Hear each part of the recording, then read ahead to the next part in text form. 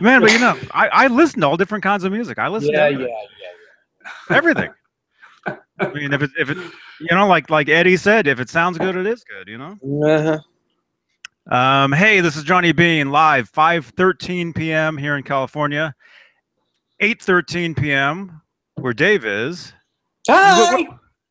Hey, oh, you're back at home. Look at that. I'm back home. Or you got the blue screen going. That's my shirt. Uh-huh. It Oh, goes with okay. the guitar. The blue screen. It's really nice of you. The blue scream. Hey, and we got Ryan. Hey, man. That's right. What's up, What's guys? Otherwise known as RMG 471. Oh. Hey, Adam. Hey, Black Belt. Timothy. Marty. Everybody. Bunch of folks in the chat. Yeah. Yeah. Yeah. So where are you at, by the way? I'm in Indiana. Indiana. Cool. So I'm almost dead center between you two. So it's 7:14 here. My goodness. So you're like a referee. That's right. Yeah, I'm in the worst place to be, right between you two. My God, talk about a rock and a hard place. So anyway, it's July 19th. I don't know if I said that. Why not? You did. Wolfgang Wednesday, we call these things. Wow. Hot and steamy in Texas, Jared says. Yeah. Goodness. Not everywhere. Yeah. It's nice here. It's real nice here. Yeah, that's what I'm told. Mm-hmm. Mm-hmm. Yeah. So what do we got going on? Huh? What's going on?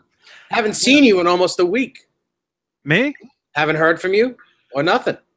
I know. It's actually been quite nice. You didn't call him, Johnny? You didn't write? You didn't call me Johnny or anything. That's right. I left him after Friday. I just left him alone, thinking he would go away. No, I'm just kidding. I did go away. But he did go away. He actually came back, sort of, Yeah. But no, I called him today. Called him up and we talked about a few things or whatever. Richard says, glad to see you finally got home. Oh man, my arms are so tired too. Yeah, that's my dad, by the way. That's my father. Yeah, it was. My plane was delayed about 7 hours. I didn't get home until I don't know, almost midnight on Monday. It was pretty crazy, pretty hectic. Mm-hmm. Was that Charlotte? Were you laid over at Charlotte, Dave? No. I flew out of Greenville. Greenville. Yeah, because it's a direct flight from Greenville to New York. But and the flight itself is easy. It's it's an hour and 15 minutes or so.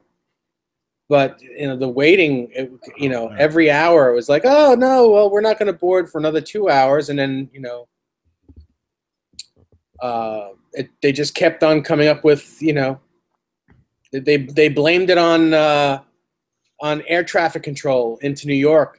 There was so many planes trying to get into New York because New York had bad weather that morning, but and everything was backed up. So it's okay. Mm-hmm. Mm-hmm. I'm home now. Actually, we did see each other on let's see, that was Friday. Was it Sunday? Was it Sunday? No, we didn't. I was not there. It was you and Rob. What? Well, no. There was that. No, speaking of being delayed and flights and everything, I bumped into you in a Ronnie North Facebook Live. Oh, that's right. Yes, we did talk for a second. That's right. We were sitting there watching Ronnie North, sitting there in a plane. Yeah, he was sitting in a plane at LAX on the ground, on the tarmac. That's right. And he was mad. I've never seen Ronnie mad. He was mad. Mm-hmm. Mm-hmm. Yeah, he was at the Summer NAMM. Yeah. And he had just got back to LAX, and apparently the plane had to sit there for like an hour roughly before he could exit, Mm-hmm. something like that. Yeah. And so in the little chat box, I saw Dave in there, or it was vice versa or something. Yeah, I saw that you had joined, and I said, "Hey." Mm-hmm. Mm-hmm. Yeah. I Oh, think I had asked you. I asked. What did I ask you? you I asked asked me you a how question. fast Oh, time. how was Fast Times? Yeah. Yeah. Mm. And I said I hadn't seen it yet. That's funny. Hey, so listen, Black Belt Yellow Belly says, Dave Nesdall, what are your thoughts on putting the kill switch on the actual cord near the input? On the cord near the input. Well, that's interesting. Do you have to? I think that Drill into exists. the wood. He's talking about a physical switch on the cord. I think that would probably break. I don't think it'd be a good idea. I think your best bet, if you don't want to do any drilling, is I would probably pull the tone knob out of the guitar and put the switch where the tone knob is. It's probably the easiest thing to do, because the hole is already there. You only have to make it a slight bit bigger, and it's already done for you. You can't say that. That's way too soon. I'd like to put a kill switch where my belly button is. That'd be fun. What would happen when you push it? Well, that would be. Wouldn't you rather put it like where your mouth is? This way, no food gets in it, and you don't talk. Dude, all I ate today was that ramen. I found that ramen. Yeah. By the way, that mighty good. Mike's mighty good. Yeah. I went to a different Whole Foods, the one in Santa Cruz, and I found. Mm-hmm. Is that better than top ramen? It's probably better for you, I think. Yeah, it couldn't be much worse. Yeah. I think it's better though. I don't think it's as bad. But I'll tell you, the low sodium ramen, ugh, terrible. Yeah, you need salt. A little salt in your life. It's awful. Hey, Bozique. Hey, John. Cat Dumpling. Everybody. Hey, Brian Davies. Brian Davies. Jim Guidry. Louisiana Lightning. Did you guys see Jim Guidry and Joe Wentz playing together on one of their videos? No. Very cool. That is awesome. I think I heard about it. Maybe I saw it. Maybe I saw some of it. Raymond, I saw that the photos of that 5150 guitar that you made. Awesome. It's beautiful. Absolutely beautiful. He made a very clean, unrelicked version of the 5150, I guess, for Musicraft parts or whatever, some parts, I'm not sure, with a whale tail Floyd on it. It looked amazing. It was one of the best replicas I've ever seen. Showman Blues is glad to see you guys back. Yes. Yeah, we made up.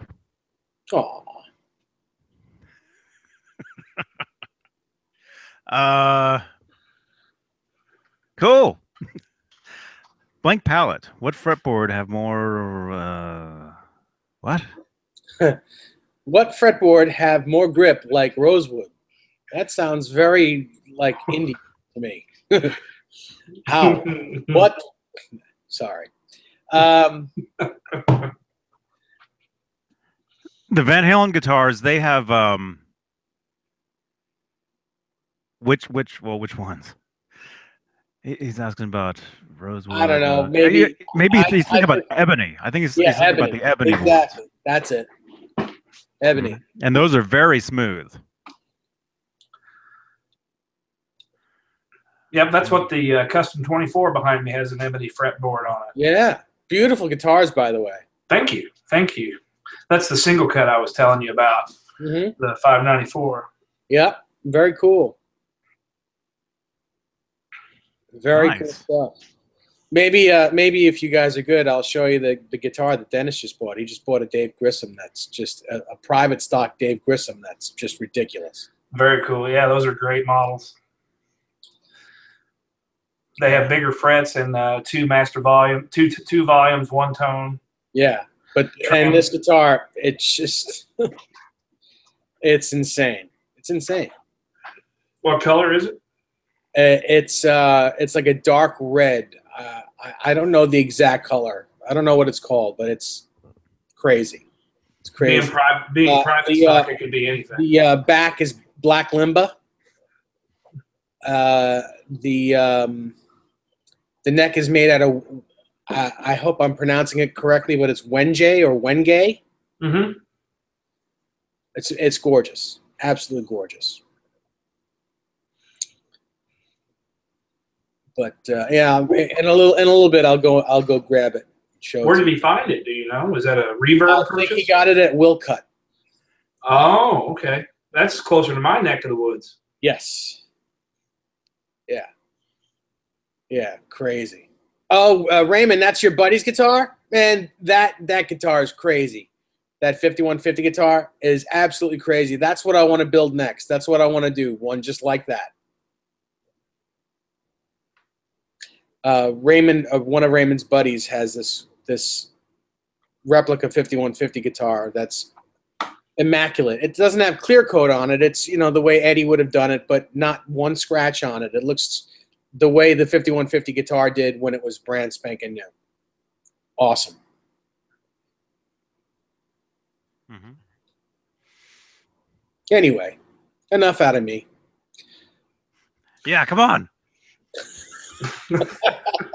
Let Ryan say something at least. Yeah, say something, RMG, R71 hike. Yeah, BV Ninja there is asking me, I've got the 594, what do I think? And then he says, where's the 52 custom telly? So the story behind what he's talking about there is I do hangouts with Shane over at In the Blues a lot. Mm-hmm. And one day I had a Squire Affinity Series. So we're talking like $150, brand new butterscotch Telecaster hanging on the wall behind me. And I was in the chat and I kept talking about this 52 telly that I had. And, I talked about it and I said, yeah, it's a real 52, and I went into all the detail about it. And at some point in the chat, I said, here, let me pull it down. I'll show you guys the neck and everything. And I pull it down and it's a Squire Affinity Series. And ever since then, it was a big joke about my 52 Telecaster. It was, but BV was in that broadcast. So yeah, the 594s. Dave, I know you said you wanted one of the double cut ones. I'd encourage you to try one. You can probably find one used by now. They've been out for but I'm spoiled with that private stock in the house now that I would probably want to wait and save my shekels and get a private stock one. Those are as much art as they are instruments. They are, yes, that's exactly what they are. They're amazing. It's what a work of art it is. Yeah, cool stuff. Hey, Matthew. Yeah, you got to be careful. Some people some people think Squire is a bad word. Myself, my first guitar was a Squire. Mm-hmm. I had one too. I had one of the Japanese Fender Strats, Squire Strats. Yeah, I had. Well, actually, I still have the Bullet, mm-hmm. the Squire Bullet, and the. Hey, Michael Collins. I've got a patent on that. I'm telling you right now, if Gene Simmons can get a patent on this right here, I ought to be able to get a patent on that. Mm-hmm. Matthew Stewart asks Dave, can an external cabinet be hooked up to an EVH 5150-112 combo? Yes, if it's the same ohms. If you have an 8-ohm cabinet, it can be. No, check that. I believe if you have a 16-ohm cabinet, it can be. Mm-hmm. You just have to look at the speaker output and see what it's rated at. Yeah. Yep. Hey, Humbucker. Brian Davies, I know you just said something and you said something with my name on it. Hang on a second. He says, I have to say, guys, that I've had some nutty offers on my guitar in the past 2 days. Not sure what Johnny Beane and David Nesdal would do, or you guys? Well, Brian, you killed yourself to get that thing built. Keep it. Don't sell it. It's made exactly the way you wanted it. You built it for you.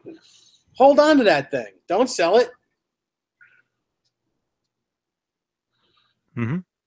Yeah, it's a cool guitar. Yeah. It's really cool. I keep seeing the pictures of it everywhere.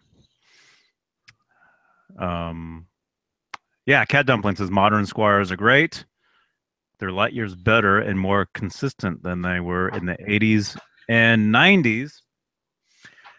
Oh, sure. Yeah, everything is. Yeah. Well, I think well the Squires now they're made in Mexico, right? Well, it depends on which series. Some of them are actually made in China. Some of them are, some of them aren't. Real quick, David Ennis said, Johnny and Dave, I got the 5150 today. I like it a lot. Oh, very cool. Awesome, man. Right on. I was going to ask if anyone in the chat had one. Yeah. Looks like Johnny may be getting his next week. Really? You might be getting it. I have no idea what's going on around here. You know, I never know. I'm the one that pushes the start button, and I have no clue. Hey, 802 Blues. No, I was going to say something about the Squires though. I like the 80s, the Japanese Squires from the 80s. Mm-hmm. Those are actually really good guitars. You know. I agree. I had a white Strat that looked like Jimi Hendrix's guitar. The big headstock back then. Mm-hmm. Michael Collins is getting a new PVHP2, he says. A black one. Very cool. You should expect that in 30 days. And you should expect it to be a fantastic instrument, too. I bet those things are going to be great. Yeah. Yeah, I'm sure they will be. Frank McNall says, are the 5150s made in Mexico, too? Are they nice? They are $13.99. Yes. Well, I would imagine they are nice. I haven't tried one yet, but Johnny played one. Yes, I did. Where is it? Where's my camera? There it is, right there. Yeah, the guitar was amazing. Love the neck. My favorite. It's like I say this every day. I guess I kind of do. Mm-hmm. That neck on that guitar, the EVH 5150, is my favorite neck out of all of the Stripe series necks. Nice. Yeah. And yeah, they're made in Mexico. Awesome. Yep. Michael Collins says he's going through our buddy in Connecticut for the HP2. That's awesome, Michael. Great job. Yeah, Joe Suma's a good guy. Vinny sent me a message. Vinny writes, why do people buy guitars and then they don't want them anymore and just sell them? Does he play guitar? Huh? Yes. Does he play guitar? Yeah. Yeah. Well, Vinny, I don't really know many guitar players that haven't gone through that. Through that cycle. He's turned into a stormtrooper. Yeah. Hey, your voice is robot. What happened? You sound like a robot. Rybot. Right now I do? Rybot. say what do stormtroopers say? What's one of their lines? They don't have lines. They don't really speak. We take orders. Say close the blast doors. Close the blast doors. You're supposed to yell it. He yells it. Close the blast doors. Oh. Is it still that way? Is my voice still messed up? Yeah. Oh, Yeah. no. Hang up and then jump back in. The same length will be good. Sure. This is not the Ryan you're looking for. Move along. Yeah. So anyway, Vinny, yeah. Some people, they buy guitars. play them for a little bit, get rid of them. You know, sometimes they can't afford to hang on to them. You know, there's a different story. You know, different situations.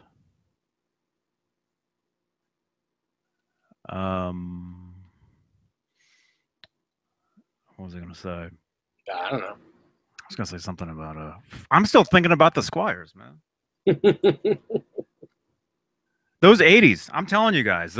If you guys find a off Craigslist or Facebook, what do they call it? Facebook marketplace. I don't know what they call it. You know, you can sell stuff on Facebook. Yeah, the marketplace, right? Marketplace, yeah. Yeah, if you guys come across a Squire from the 80s and it's pretty cheap and it says it's made in Japan and if it's in good condition, I would jump on it. Definitely. Hey man. Say close the blast doors. Oh, there you are. Yeah. Is that better? It is much better. Very good. Close the Google chat. Yeah, when I got my Squire, it's funny, Dave, you mentioned the private stock. I kept trading up guitars until where all I had was a Paul Reed Smith private stock Paul's guitar. So it was his model with the two little mini humbucker type pickups. Yeah. And one day I was just like, that's a lot of money to have wrapped up in one guitar. So what I did is I sold it, and then in the interim, I just bought that $150 Squire to have to play until I figured out what I wanted to get or whatever. So I went from a private stock Paul Reed Smith to a $150 Chinese guitar overnight. And now I'm back to a couple of the core model Paul Reed Smiths. Mm-hmm. So, well, they're cool. They certainly are cool. Mm-hmm. Mm-hmm. I've never owned one. I've owned quite a few. Until just recently, I always thought they sounded more metallic than hearing the sound of the wood. Yep. And that's the only thing that kind of drove me away from it. Most people say sterile when they say that. Well, yes and no, because to me, sterile is a different. It sounds, the sterile thing is a little bit different. They do have a sound of their own, and they do make a good sound. It's just you hear to my ears, you hear that steel bridge a little more instead of you hearing the wood of the body. It's not as woody sounding as it could be. But that comes from years and years of me wanting to compare it to a Les Paul. When you really can't compare that guitar to a Les Paul, you have to compare it to a Fender because it's more Fender scale. Yes, it has humbuckers, but it's more of a Fender style guitar than a Gibson style guitar. The 24, absolutely. The 594, I would put up against the Les Paul. Yes, that's their Les Pauls. What that is. Yep. But everything I've always had custom 22s or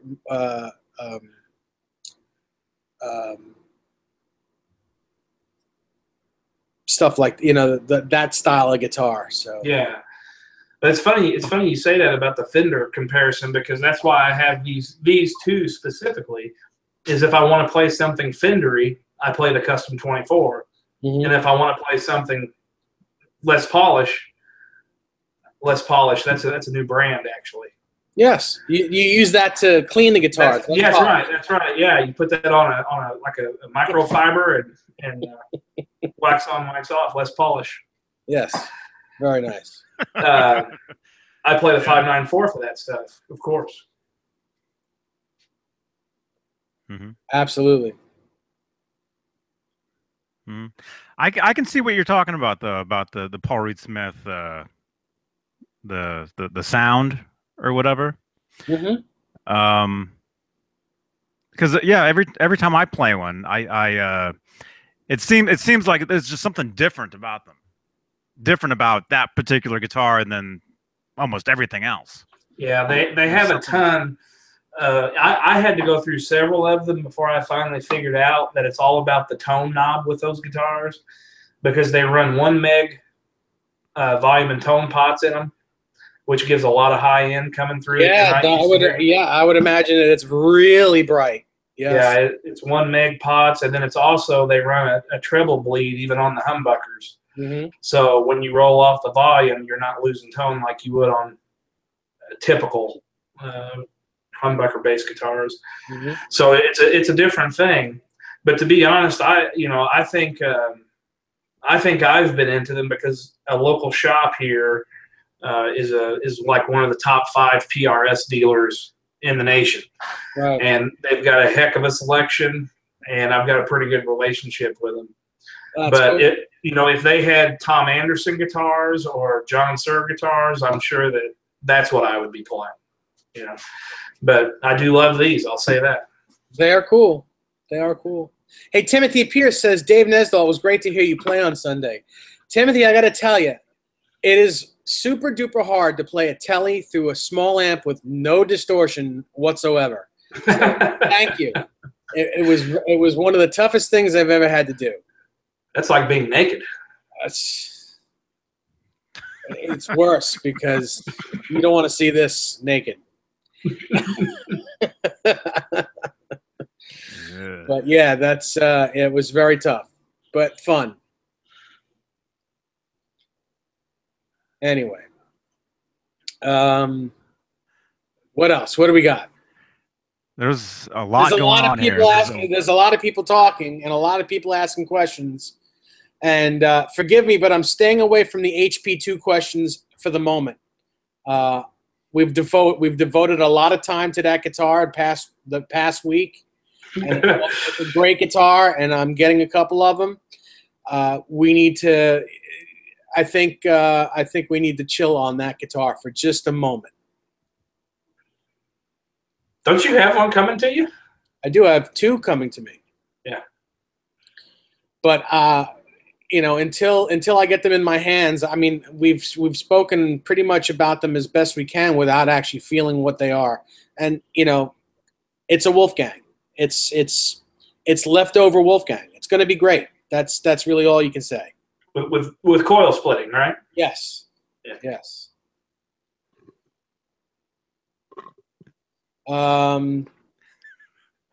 Killer Chimp says, "Read my question, please, but I have to find it."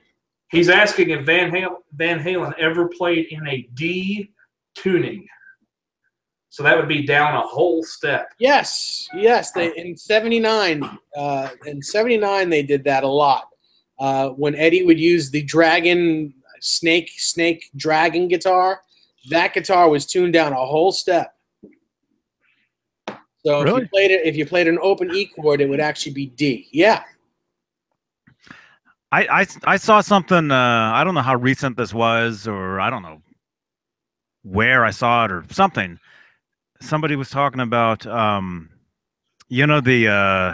1979 that Super 8 footage. Yeah, that's part of the footage I'm talking about. Yeah. Somebody was saying that one particular show, Eddie didn't use the Frankenstein that night. He used the Snake guitar and the Star guitar that night. And the Star guitar was white that night at that point. Yeah. Right? Yeah, and it had a Charvel headstock, Strat style headstock on it. Yeah. Okay, so I've got a question on that point. I was talking to Johnny about, I think I've been watching the show. I don't think I've missed a show since you guys were on Philip McKnight's channel. You remember that day you guys went on Philip McKnight's show? Yeah. That was the one time when Nesdahl dressed up. Oh, okay. As what? What I dressed up as? You were wearing a nice jacket and stuff. I remember that. Oh, okay. Oh, it was, yeah. I remember now. It was the leather jacket. So the point of the question is, I've heard a lot of talk about all of Eddie's different guitars, but I don't know that I've ever heard the Snake guitar mentioned. What was the Snake guitar? It was a dragon being bitten by a snake, or maybe it was a snake being bitten by a dragon. The wood was in that shape? Yeah, it's carved. Let me see if I can find it. It was an Explorer that he played as like a backup, a backup guitar during 78? it was an Explorer guitar, and then it was carved. The body was carved. A friend of his, I guess, carved furniture, and he carved a dragon biting a snake, basically, into that body. And he never played another carved guitar like that the rest of his career. Here it is. If you can see that. Oh, wow. I have never seen that. I'm sure there are better photos of this somewhere. This is as it looks right now, or the latest photo of it. Look at that. With a Floyd Rose on it. Yeah. Bolt-on maple neck. I've got a couple pictures here because somebody on Twitter, I think on Twitter, somebody was asking me about this guitar, and I tweeted some photos out. There's a picture right there. There's the body. Oh, dude! Right there. Here's a photo of it with the original Frankie neck on it. I've never seen that photo. Now, would that be a Seymour Duncan pickup in that, or what would he had in that? I honestly couldn't tell you. I would imagine it's probably a DiMarzio, probably a Super Distortion. Yeah, that was my next guess. Would have been a Super Distortion. It's double cream, right? Yes. This is what the guitar was before it was that. Okay, now I've seen that. So that's what it was before it was carved. I guess I thought that became the Shark guitar. Nope.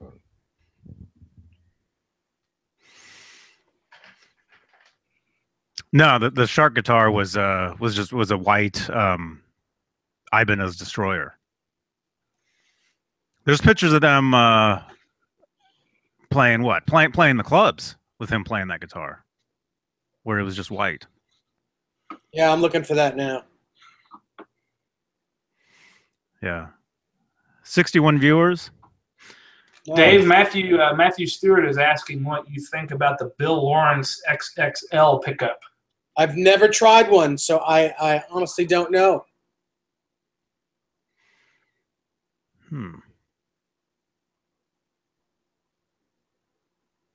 I wish I could tell you. Have you tried one, Johnny?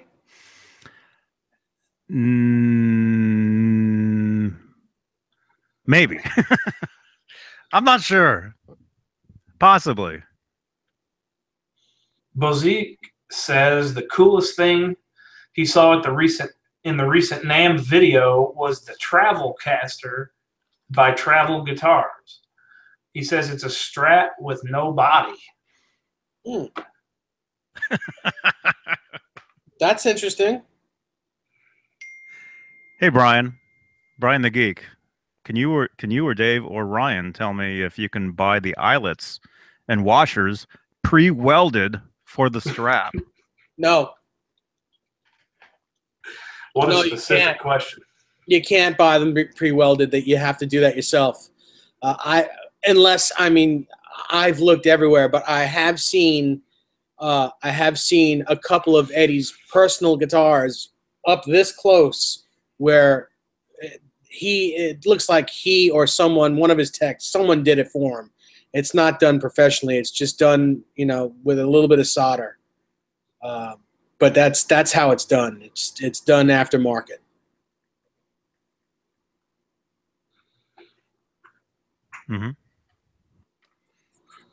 Mike as himself asks, what's the difference between a Wolfgang pickup and a Frankenstein pickup? Well, the Frankenstein pickup is not going to be as hot. It's going to be a tiny bit less hot than the Wolfgang. The Wolfgang is about 16K, and the Frankie pickup is going to be about 14K. I mean, at that point, it's apples and oranges. It's they're both super hot, but one is less than the other. I'd have to take two of my pickups and put them together to get 16K. Yeah.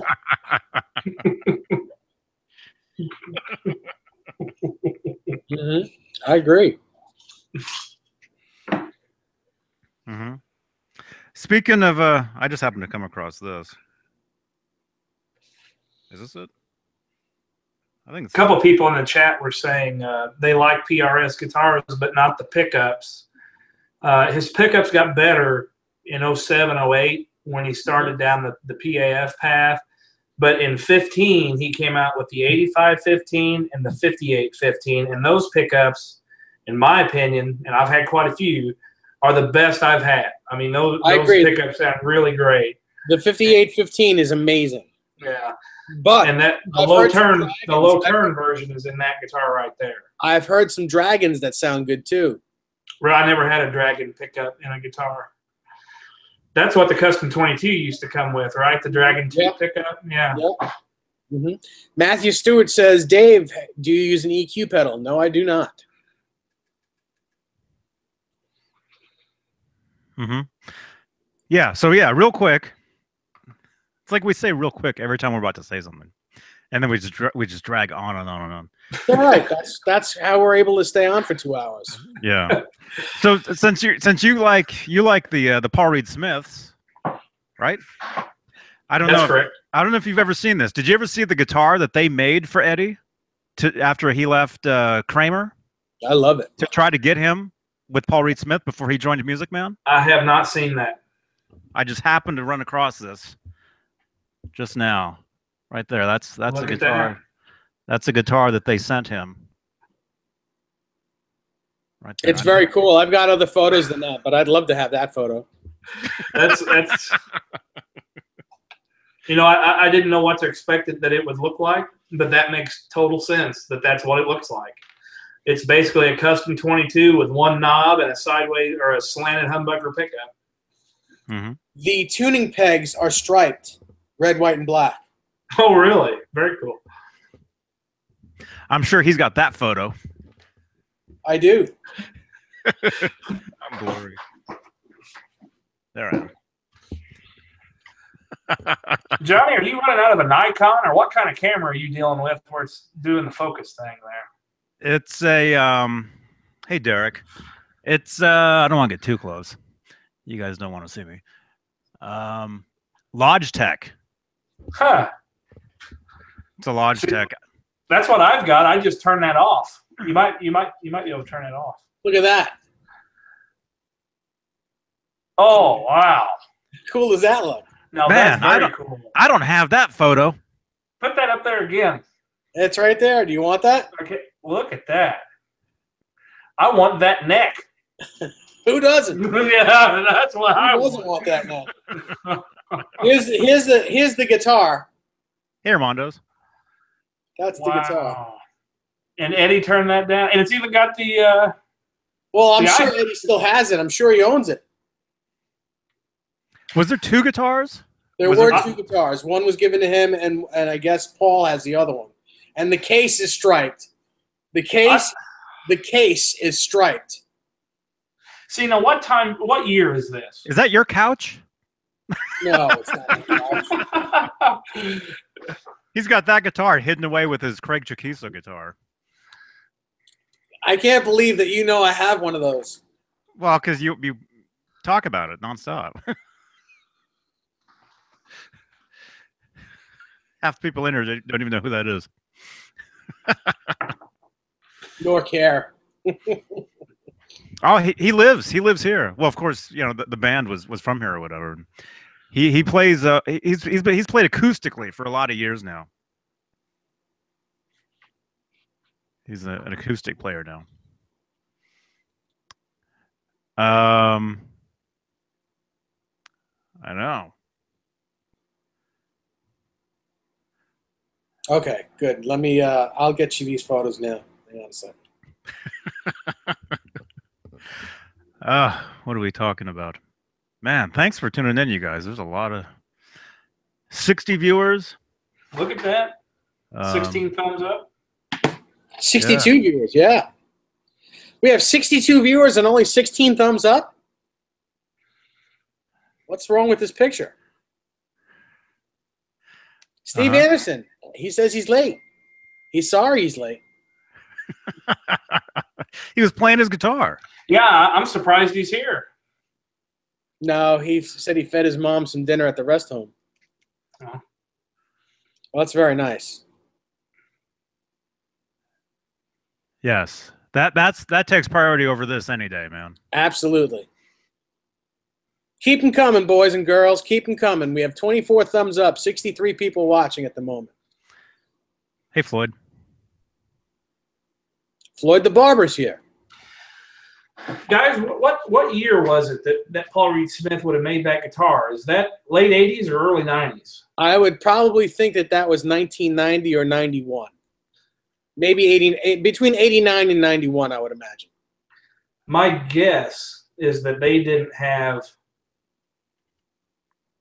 I thought I had heard a story that PRS tried to get Eddie, and that's proof of that story there, but that they didn't have basically the resources to give him everything that he wanted at that time. I mean, that company was 5 years old. Music Man was, what, 30 years old at that point? 25 years old?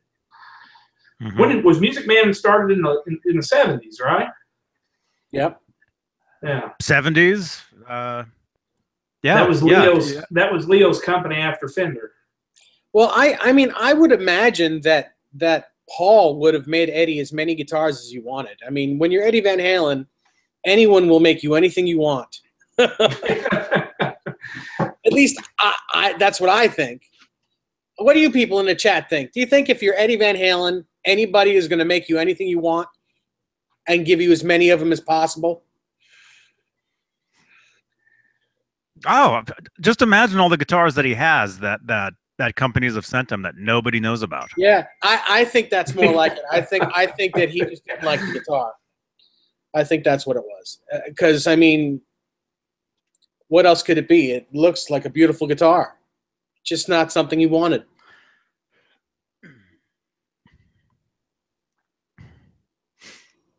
Mm-hmm. It's interesting how that guitar has the one pickup, and then the Music Man ended up having the two pickups. Mm-hmm. You know. I believe that, again, that just proves that someone was making Eddie what they thought he wanted instead of listening to him and saying, well, this is what he wants. You know, they made him what he's had in the past, a one pickup Floyd Rose guitar, one knob, and he wanted something different, and that's what he did. Mm-hmm. Mm-hmm. And that's really probably the reason why he didn't go with them, is because they made him something that he didn't want, which is what I just said. It's funny because before the Music Man was released, I was really into, you know, Damn Yankees. You know, Damn Yankees was huge. Ted Nugent, mm-hmm. You know, he had that Paul Reed Smith, the zebra. Yeah, finish. Sure. And I remember the video. Was it High Enough? Yeah, I think we've talked about this before, where he's doing the guitar solo. He's like on the porch, and all the cops are shooting at him. Something like that. Let me take you higher. I think it's called. Huh? High Enough. Is it High Enough? Yeah. Something like, I haven't seen the video in probably 20 years at least. Oh, longer than that. I haven't seen the video since it was originally on MTV. But I remember thinking, wow, I really want that guitar, that Paul Reed Smith. Mm-hmm. And then literally, you know, a week later, I open up Guitar World magazine, and there's the ad of Edward holding the red Music Man. And I'm like, that's what I want right there. You know? Yes. Yep. Hey, Johnny. We lost Ryan. Uh-oh. No, he's here.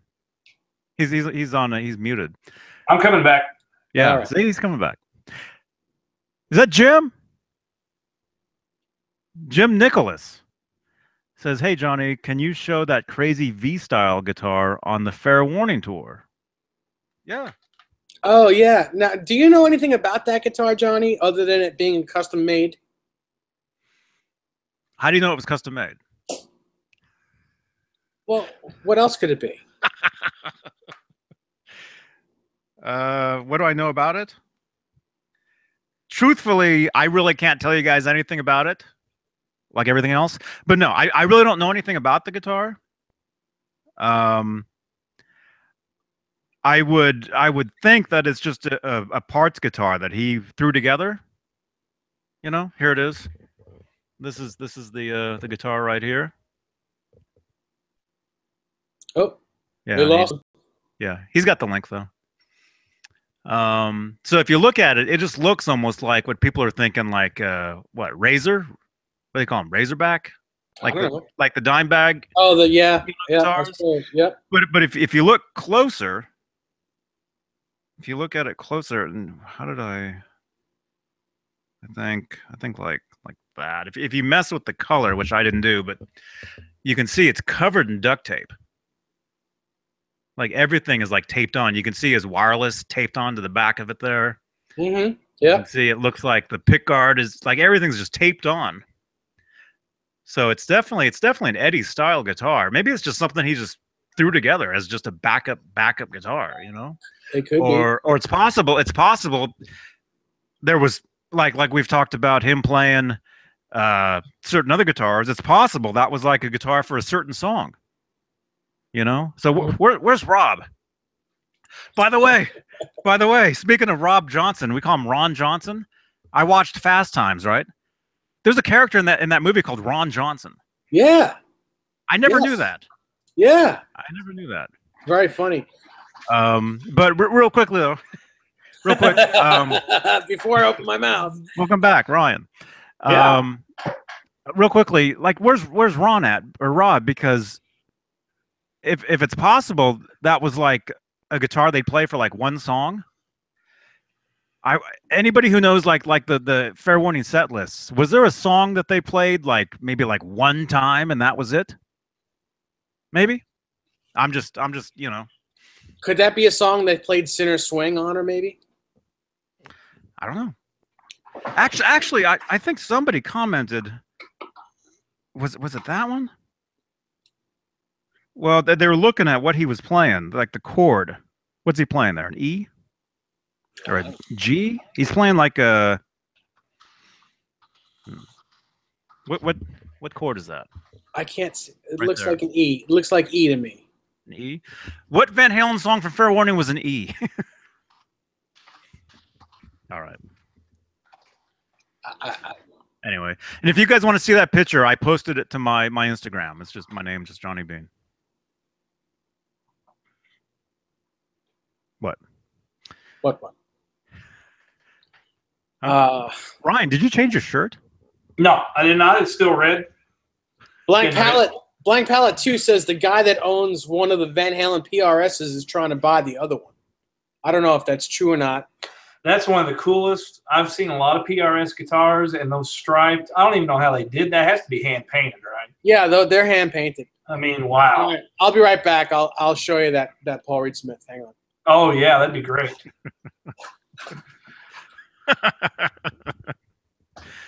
I had to twist his arm right off to get him to go get it. Can I add your do you know Vinny?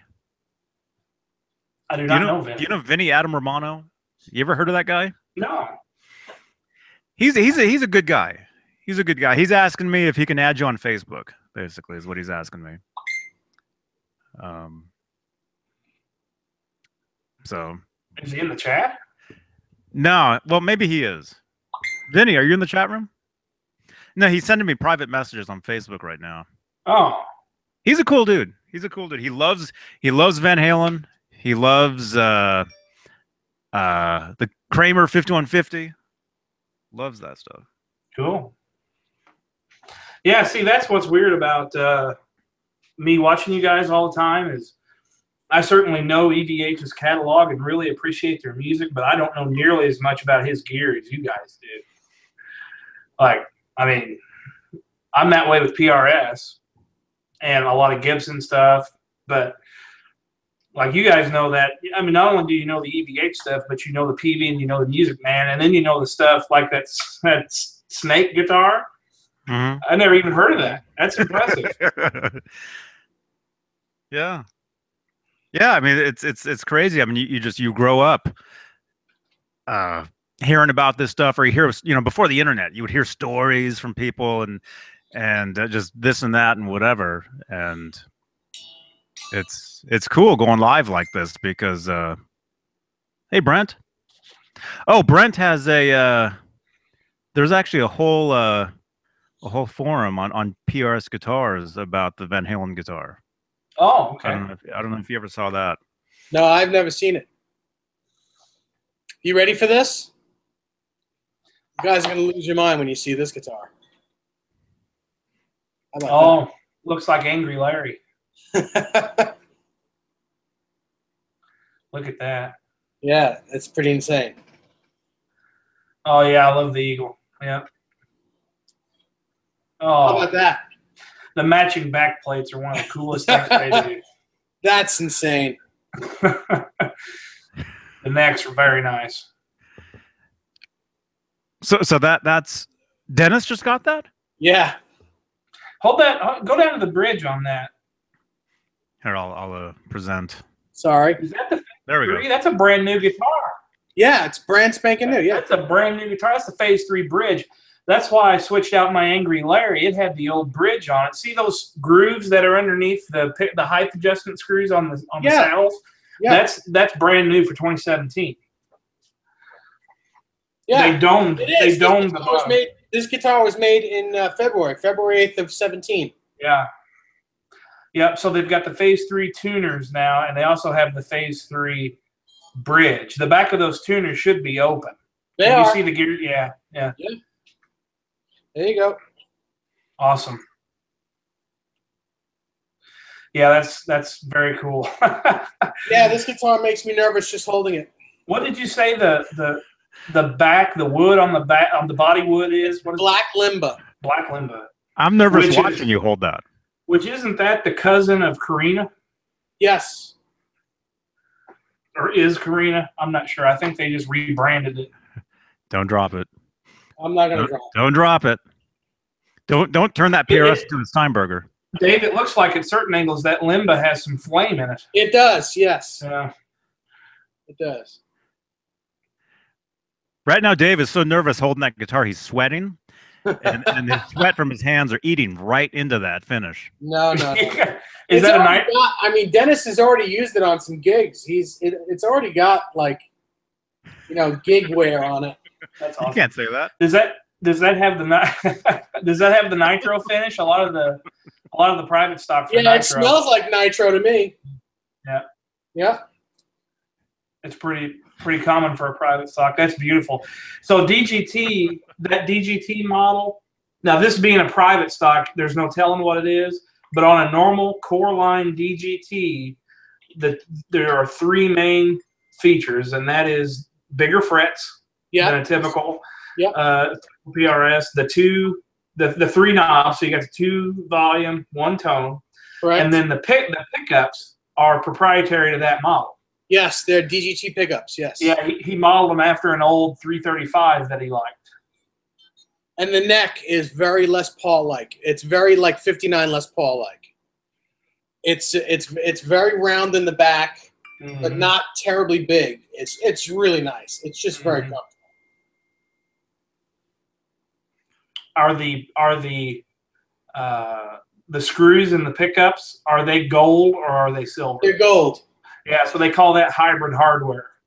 So they have gold and silver hardware that goes back and forth. Like if you look at the input jack, I think you'll even see it there. Or the output jack, I should say, you'll see it there. The screws on the back, are they gold? The screws on the output jack are silver. Okay. But on the back, they're gold. Yes, the back, they're gold. Yeah. Nice.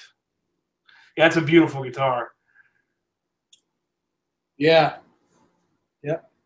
A lot of people think those are some of the most versatile PRS guitars because they sound very Telecaster-like when you split the pickups there. Those are supposed to be very nice pickups. Well. I'm going to turn on some light here, and I'll grab my Custom 24. You can check it out. Oh, Blank Palette, thank you so much for sending me that. Thanks for sending me the Van Halen photos, PRS photos. Thank you.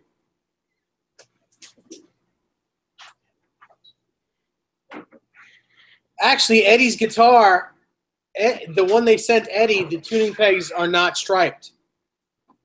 They're black. They're ebony. Is that guitar you're holding? Is that a $9,000 guitar? Or you can't say? It's more than that. I'm nervous now. It's definitely in that ballpark. I'm sweating over here.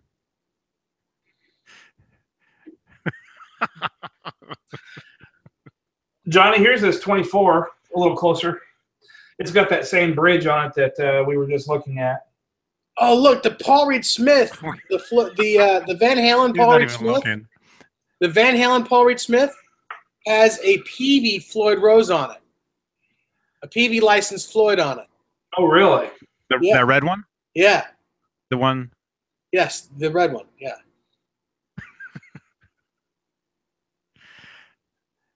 No, Michael, no. This whole Eddie Van Halen, Paul Reed Smith thing we're talking about, this was years ago. This was before Music Man. Why would it be a Peavey Floyd? I don't know, but that's what it has on it. It says it right on it. It's Peavey. Is it the same one that's on a Wolfgang? Yes. Maybe he's changed it. Maybe he switched it over. Could be. Where'd you see that? It's on here. It's right where Black Power sent me the whole thing. Let me see. Who is with all the photos of it? There's a bunch of photos of the guitar. A couple people sent me that link. Let me see. Here's a quick. Oh, Peavey. Does that bridge look like? It's a Peavey Floyd. It's the same one that I have on my guitars. Same that's on a Wolfgang? Yeah. And so this is the one that they sent Eddie. That really makes no sense. I can't imagine a world where Paul Reed Smith would have used Peavey hardware on a guitar he sent to Van Halen. And it has a tone knob. Are these pictures they took of the guitar before they sent it to him, or maybe he gave it back to them? Dude, that photo that you showed me is on here. The photo that you just showed us is on here, and it's got a Peavey Floyd on it. It's not a real Floyd. That tone knob looks just like the tone knob from the Music Man.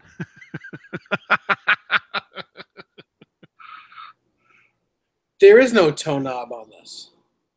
It's got one knob. This has got one knob on it. And it says tone.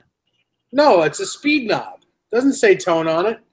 Which one are you looking at? This one that with the Peavey bridge on it is the speed knob. That's a Peavey bridge? And look, it has a detuna. Yeah. I thought there were no detunas back then. It had to have changed. Obviously, all this stuff was changed around. You know, it's changed. Later on. No, there's this other one. There's this other the guitar. Okay, there's two different. And here's a quick photo of a knob modification for Allen. That's right, the Allen knob mod. Okay, maybe somebody did this. I think people are just playing with us. Huh? Floyd, thank you, man. I watched you guys' show on June 23rd with Molly, and I belly laughed so hard with. Dude, there are two different photos. Hang on. Yeah, they're different guitars. Two different guitars. The one with the tone knob has a real Floyd on it. Mm-hmm. No, it doesn't. It doesn't have a real Floyd on it. It's also a licensed Floyd, but I don't think. Yeah, it's a Peavey Floyd. Mm-hmm. Or hang on. Yeah, it says Peavey on it. You're looking at that same link with the series of pictures.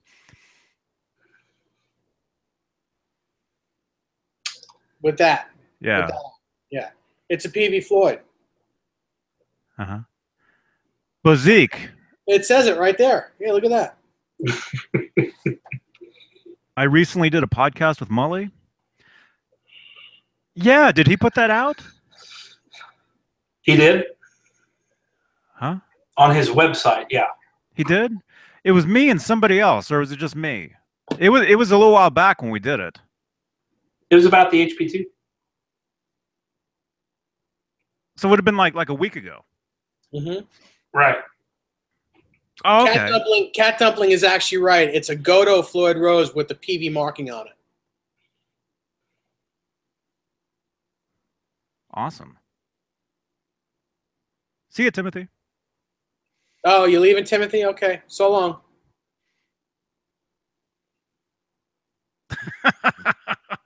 Bye now. No, he says he has to Yeah, he's got to put his kid to bed. he has to put his kid to bed and he has to walk the dog. Walk the dog.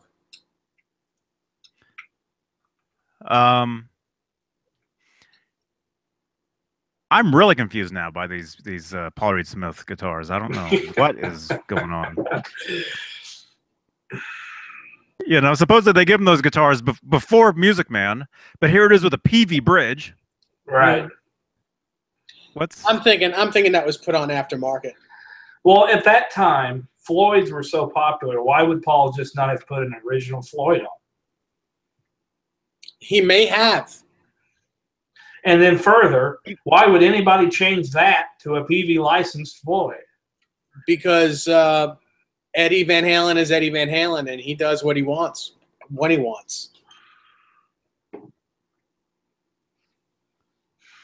Well, I guess Blank Palette 2 texts me. He says, I don't know why it is the way it is, but it's official PRS. So that's official. Mm-hmm. Yeah, that's right, Cat Dumpling. Yeah, somebody could have swapped the stuff out. I mean, all those pictures. Who took those pictures? That's a guitar that was sent to him and he gave it back? I don't know if he gave it back. He may have it. who took those pictures then? Dude, I don't know. He didn't take all those there. pictures. Those pictures. Hang on. I gotta shut my window. Hang on. I don't know.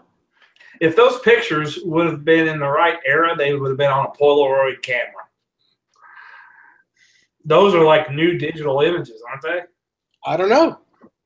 How do you tell? Well, they're pretty high resolution.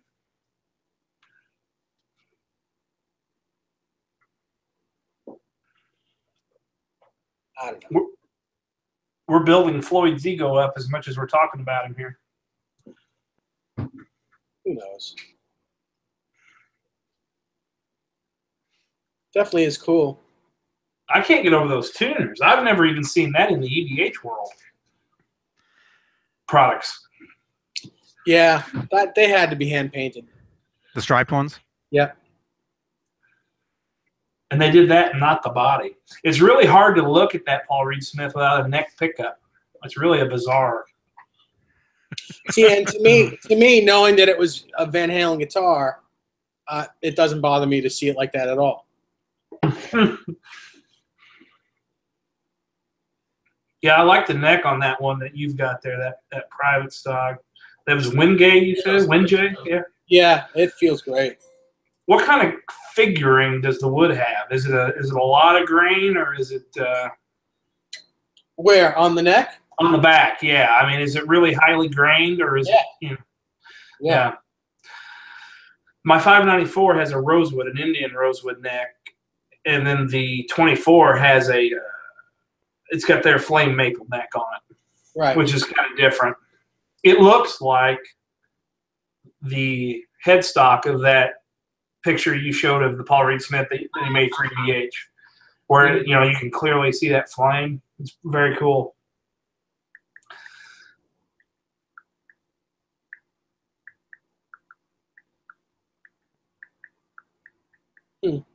The case should have if that's a brand new guitar, the case should have a little eagle. Looks like a little pamphlet that opens up, and it'll have an eagle on it. And you can open that up, and it'll probably tell you what color that is and what pickups are in it and that kind of stuff. It does, because I took the pamphlet off. It was sitting, Oh, okay. sitting right up, on the neck. Yeah, that's very nice. Dennis is very particular with his stuff. I'm sure. It's got the PRS brown leather case. It's just ridiculous. Looks like he's put strap locks on it too. Yes. Yeah, Dunlops there. Yeah. Mm-hmm. That's all he's done to it. And I think it has 11s on it. Yeah, that's what normal ones would have. That's right. Yep. So I've got I don't know if we lost Johnny or not. He had to shut the window, he said. But I've got a question for you either way. So one thing I've never really heard discussed on this channel about, we talk about all the gear, all the amps, all the guitars. I never hear anybody talk about strings very much.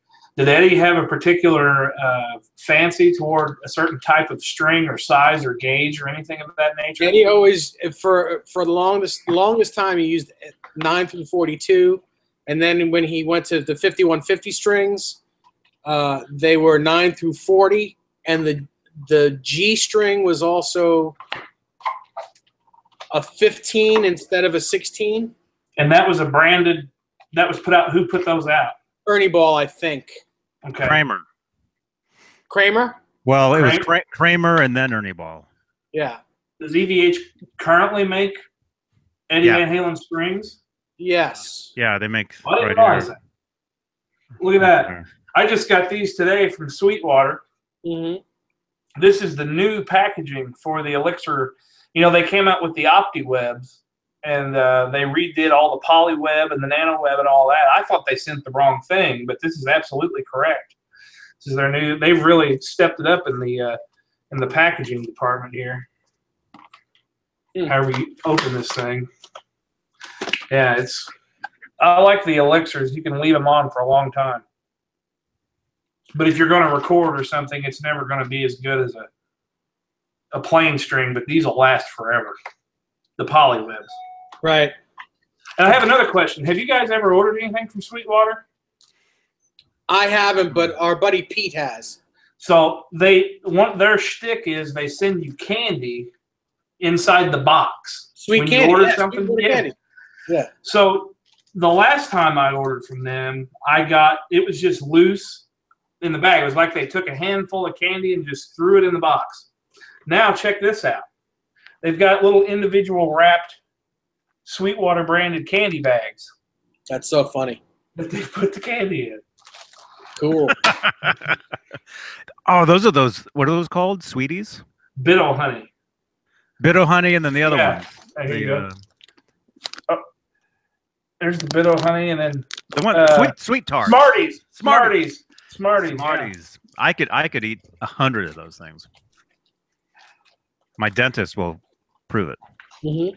Paul Glover, yes, they were 9 through 40s back in the late 80s. The 5150 strings were 9 through 40, and the G string was a 15, not a 16.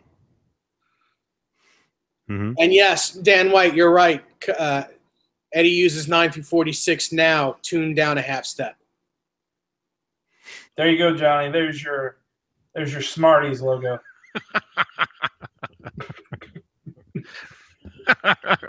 I'll be right back, guys. I'm going to put this guitar away before, God forbid, something happens to it. Please do. You're making me nervous. Now listen, you'll hear him drop it. Yeah, crash. Yeah. There it is. There it was.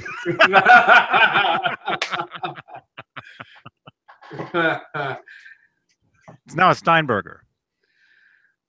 you know, Steinberger, they actually tried to get Eddie too.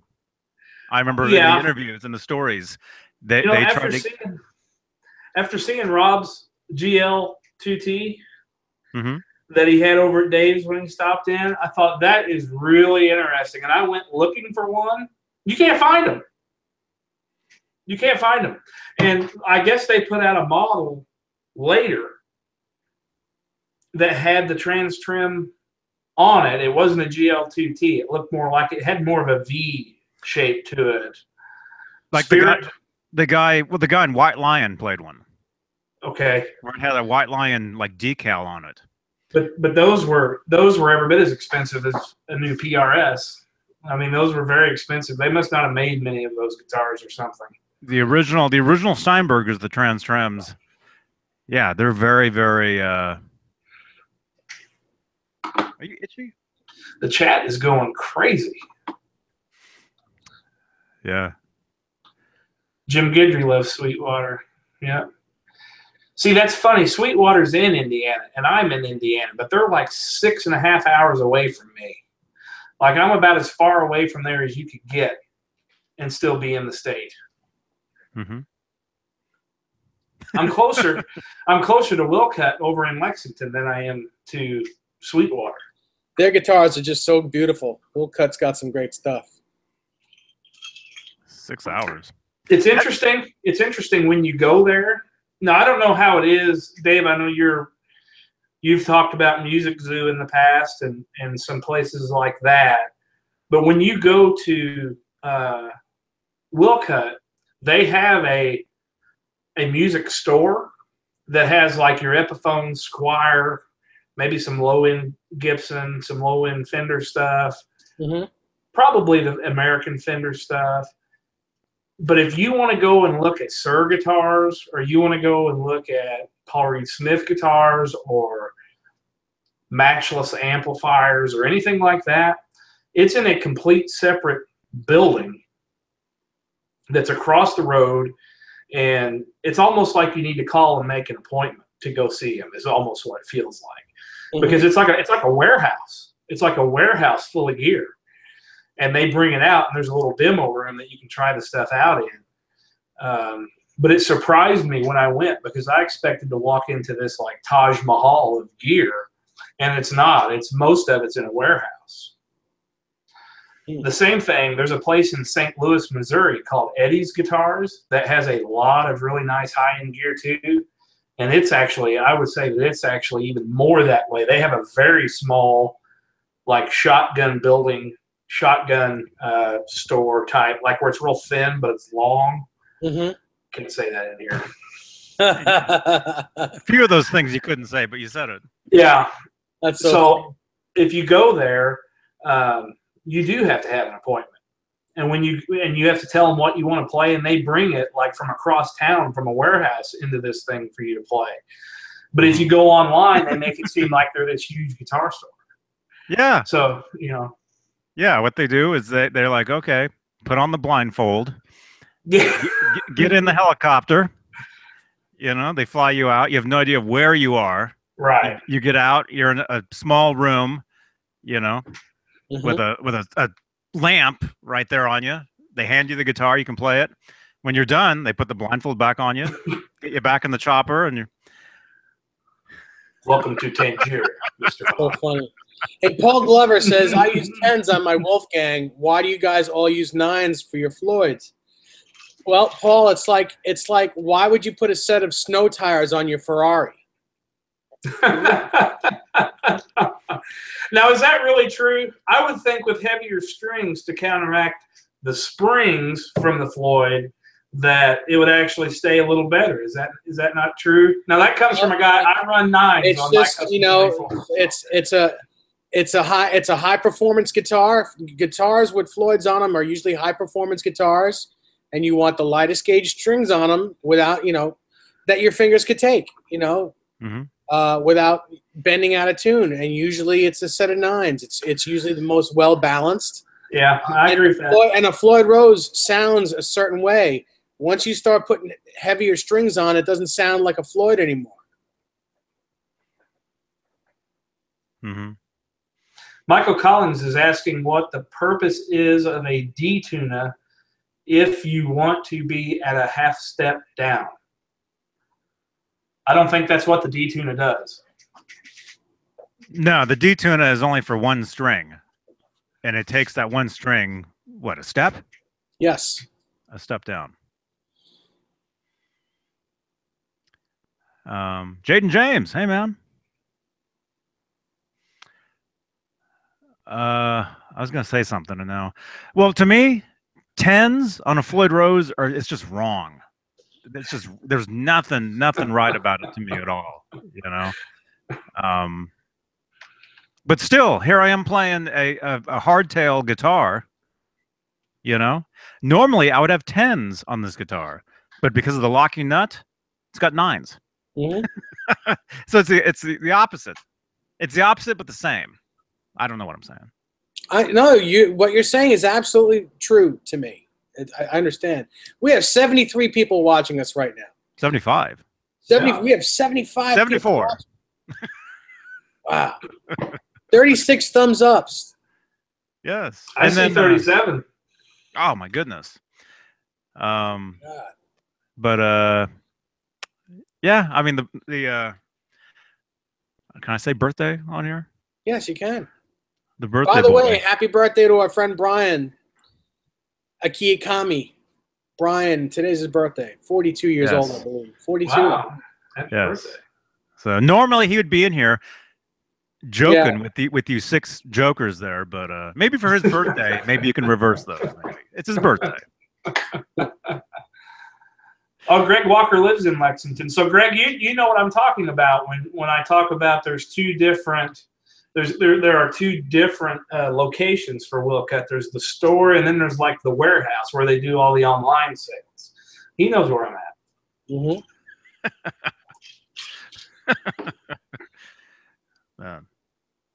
They What do you have? blindfold you, throw you on the back of the snowmobile. Michael Collins says he understands the concept and how it works. He's saying he really can't 2.5 step down with a detune of Floyd. It only primarily Easy for you to say. primarily be standard drop D guitar. Well, I mean, if you're a half step down, it'll be drop C sharp. But Right. Yeah. Because there's a set screw, right? That you Correct. manipulate on the detuner to get it Yes. in tune. Yep. Right. I've never had a detuner, but my bass player has a. It's actually past the nut up at the tuner, where there's a switch he can throw that will throw him down to a D from an E. Yeah, that's like what Billy Sheehan uses or used to use. Yeah. What do you call it? It's the same thing, but on the think it's a hip opposite shot. end. I think it's a hip shot. The hip shot. Hip shot. Yeah. Billy Sheehan runs each pickup on his bass through a different rig. Do you know that? Man. He really does. His bass has 2 different outputs, one from each pickup, and they go through a different rig. I was watching a rig rundown the other day with Billy Sheehan. I've always been amazed by his he's a unique player, and he sounds great with the Winery Dogs. That's a very cool band. Yeah. I love that band.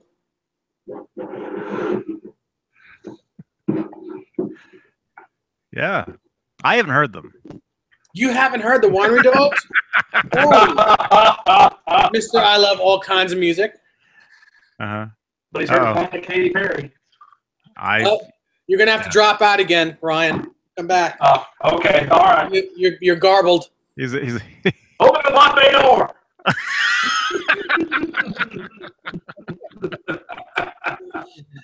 Oh my goodness.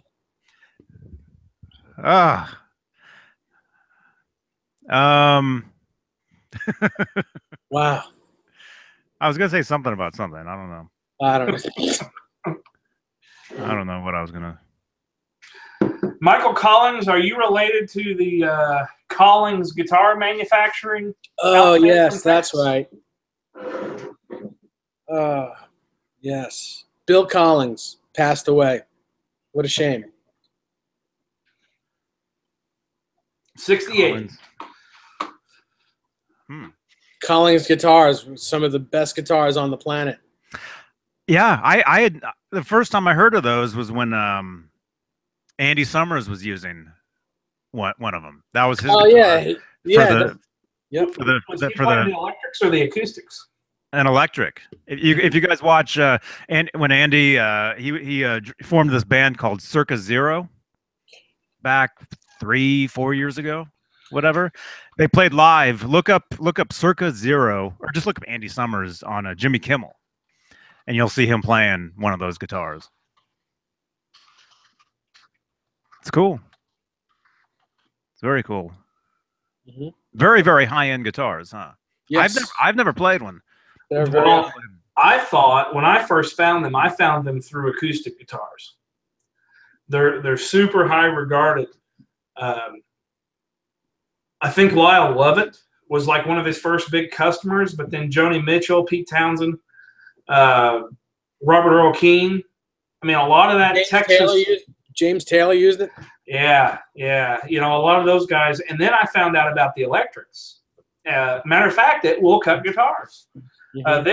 They carry Collins, and they do what I would call high end. Would you call them Gibson copies? Yeah. I mean, they're they definitely do 335s nearly And exactly. they do like juniors as well. They do like Yeah. double cutaway juniors. Paul Glover asked Dave, will going from 10s to 9s mess up my setup? On a Yes. Floyd Rose guitar, yes, it will. Your Floyd will no longer be floating, or if it's against the body, the tension will be way too tight. So yes, you'll have to reset it up for that gauge. Have to adjust the claw. Mm-hmm. Charlie asks, Johnny Beane, have you ever seen Richie Kotzen play? If not, do. Yes, I have. Richie played one of Jason Becker's benefits a few years ago. I saw him play on stage. I was right in front of him. So, Mr. BHB Jr. Is that Bruce? Yes. He's at Sonic.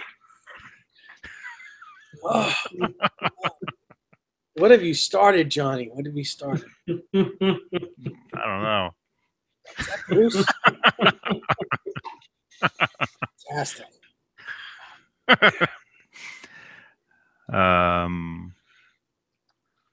What? John says Johnny filmed Richie even. Did I? Oh yes, you did at Jason's party. No. Oh, he was singing and playing to Jason. Yeah, that's right. Yeah. That's right. Yeah, yeah. I met Richie at Jason's house. I met him there, and then I met him. Not that it matters. I've met him a few times over the years. Great, incredible documentary, by the way. Oh, the Jason one. Yeah. Not dead yet. Yeah. Yeah, we should mention that again. That's fantastic. Yeah. Yeah. You should mention where you're headed. Huh? What? Where are you headed? He's headed home. Huh? Oh, after this, I'm going home. Yeah. No. Yeah, I'm going to see Jason. Oh, cool. I'm going to see him this weekend. So, follow me on Instagram if you want to see a picture or something. Yeah. Yeah, but no, that documentary, yeah, that's a great documentary. If you guys haven't seen it, make sure to check out Jason Becker, Not Dead Yet. And some people think that title is inappropriate. Is that right? Inappropriate? Yeah. Whatever. But that was actually his idea. The whole Not Dead Yet thing was Jason's idea. So just to let you guys know that. I didn't find it inappropriate at all. Because he's not. Yeah, yeah. Well, it's amazing. It's amazing that he's had the disease since what? When was he diagnosed? Right after A Little Ain't Enough came out. 91. Yeah, yeah. And I think he was given what? 3 years, 5 years to live, something like that. Just a few. And it's been how many years now? Meanwhile, 30 years later, he puts out a new record. I just listened to that record today, by the way. Great record. I think that's Roth's last like his last good record that he ever did, where he had a voice. Oh, A Little Ain't Enough? Yeah. Like when he still had a voice. I mean, Becker, didn't he just put out a record? Or am I making that up? No, I think it's coming out. I don't think it's out yet, right? Okay. I think, yeah, I think there's one coming out, I think. I don't know. I'll find out. Hey, Bruce. Bruce is eating a Sonic. Hey, Bruce. Huh? Sonic Burger? Concrete something. Must be ice cream. Custard concrete. Sounds like something I don't want. Man, last night I was eating ice cream and potato chips together. That's all salt and sugar. It's always good. Kevin Tweedy says, I'm thinking to split the coils on my Stealth Special. What do you guys think? Know where to get the info on how to do it right? Well, I don't think you can do it with the pickups that are in your guitar. I don't think they're 4-conductor wire. You need pickups that have 4-conductor wire. So I'm not sure if you can get Wolfgang pickups that do that. What? Wolfgang pickups are 4-conductor. They are? Are they all? Yeah. Oh, okay. Well, then I guess you can. All you need is a switch or a push-pull pot. Mm-hmm.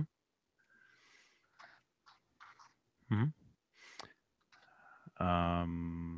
Brian, thoughts on the Fender Carbonita Telly. I have one. That's what I used at my dad's house. They're great. Cabronita. It's got two TV Jones. Yes, 2 TV Jones Filtertron pickups in it. 3-way toggle. Mm-hmm. Great guitar. Cool. Yeah. What was that? My phone.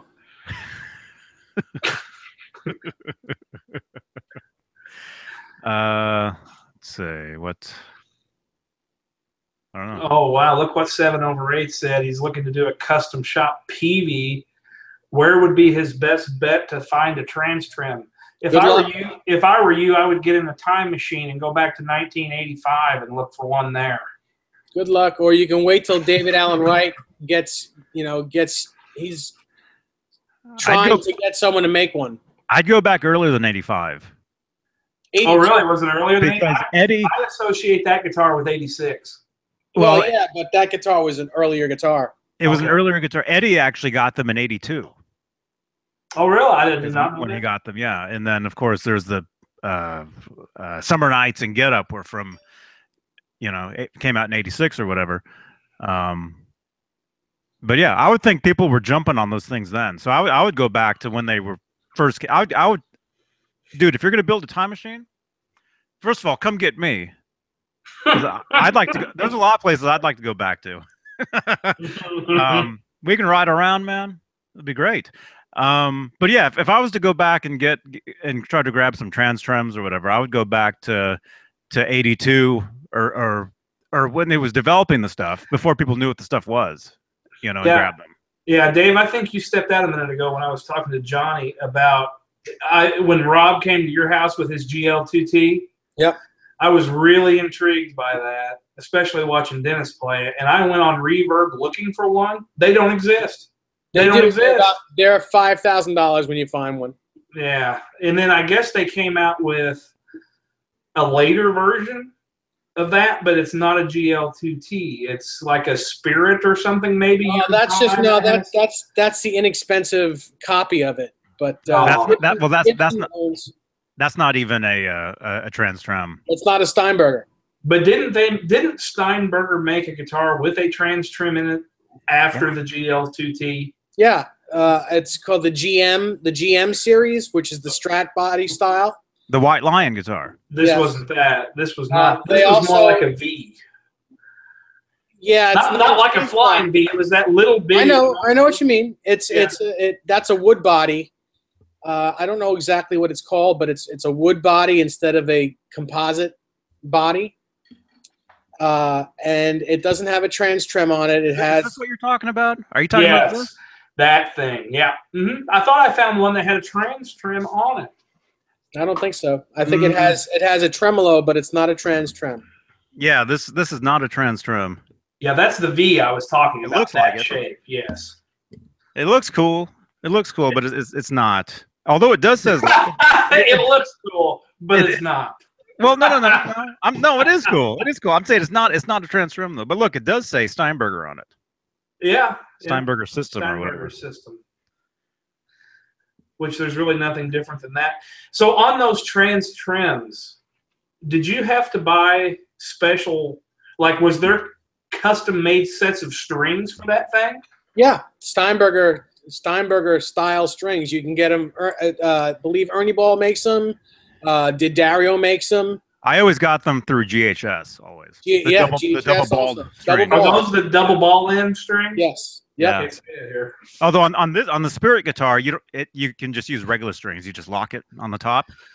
But on Steinberger's, on my Steinberger copy, I've got this black guitar. It's just a non-tremolo thing.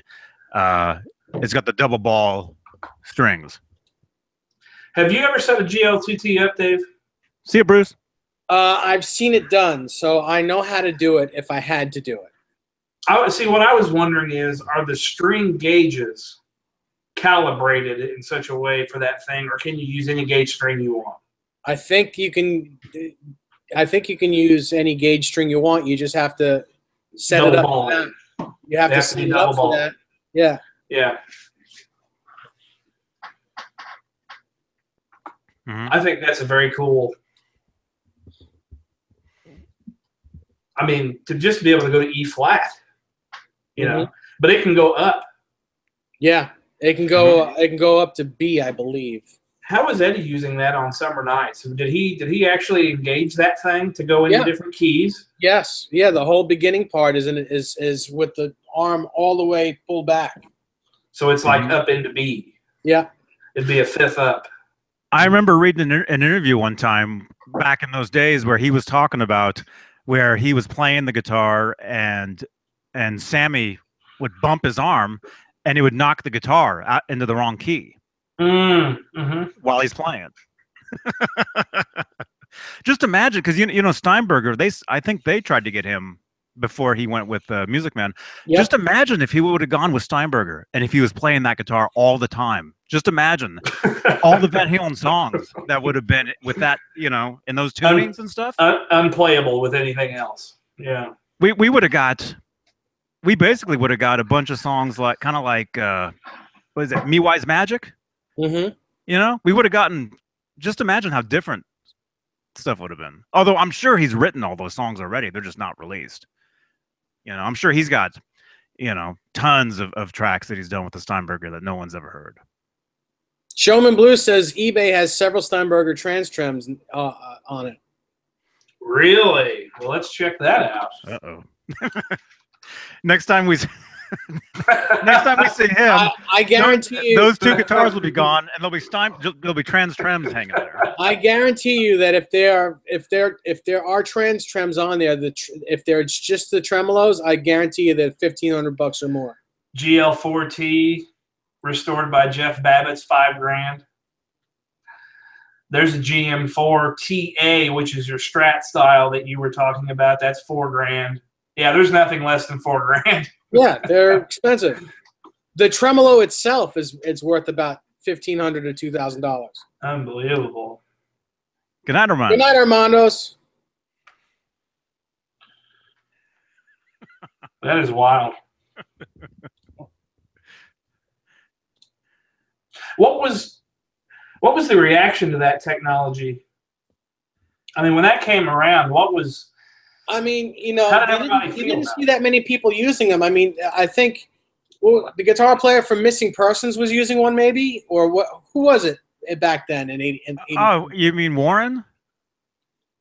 Warren Cuculo was using one. Yeah, that was his. Yeah, something like that when they did Us Festival. Yeah, Missing Persons.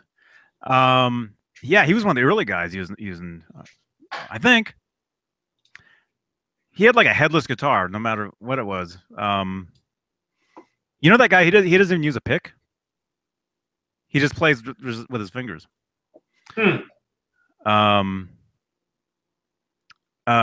Holsworth. He was using the. Yep. But that was later. That was yeah. And he went to Carvin. Yeah. Yeah. Are you near that factory, Johnny? Carvin? Where are they?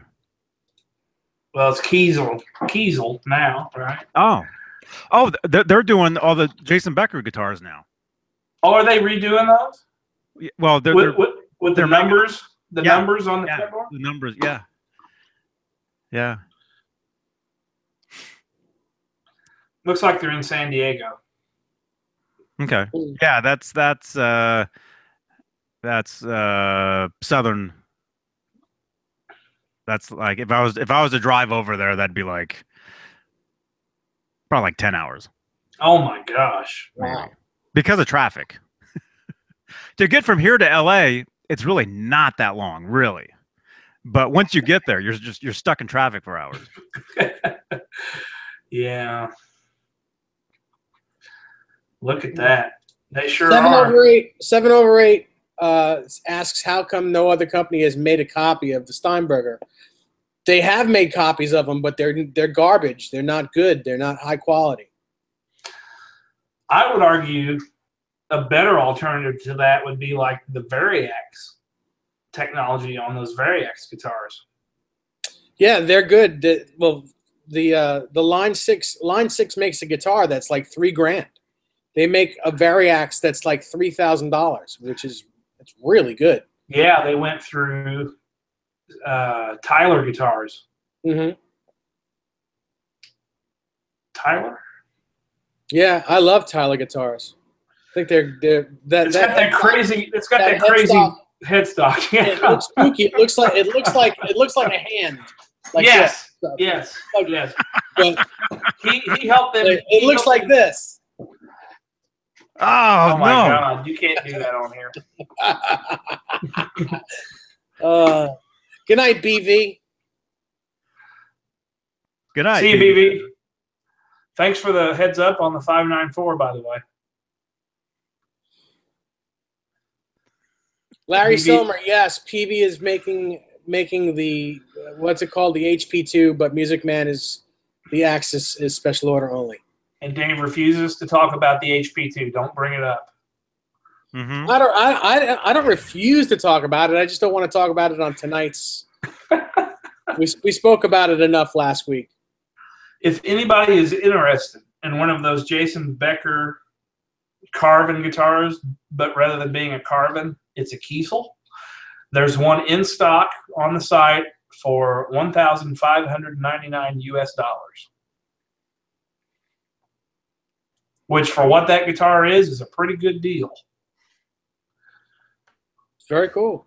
Bolt-on neck with the chamfered heel. That's a cool guitar. Cool. I'd actually like to have that one. That's a good looking guitar.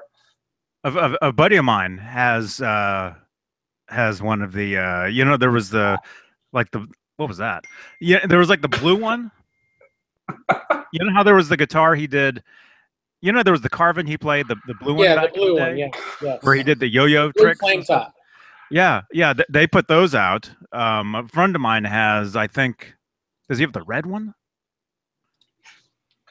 You guys, not many people know this, but Jason Becker, he's a huge 49ers fan. And what am I saying? And so they did a finish that was like a reddish. I don't know if it's 49ers colors, but let's see, Joe. Okay, cool. But as far as that numbers guitar, yeah, it's a cool guitar. I got to see one at the NAMM show last year, maybe. I think it was last year or something. Another company actually put those guitars out some years back, but they weren't as the quality wasn't great. Was it a blue flame top guitar? Is that what you're talking about? It was a blue guitar that Jason played. Yeah. Back there's the Carvin ads he did. That's actually when I first discovered who he was right before that Roth album came out. Okay. And he was doing ads with Carvin back then. Because I'm looking at one on Kiesel's website that's a blue flame top. It must be what you're talking about. I'm not familiar with that ad though from back then. Yeah. There's the blue one. There's that red one I was talking about. I think there's maybe a black one, maybe. There's a black one. Yeah, there's the one with the numbers. There's a blue one, a black one, and then the one with the numbers. So there's 3 that are on that site right now. Yeah.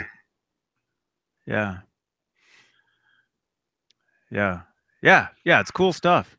I think I understand that Kiesel, formerly Carvin, is making some pretty nice instruments nowadays.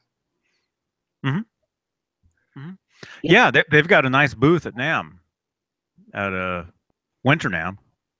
Oh, I'm sure. And it's in their backyard. Yep.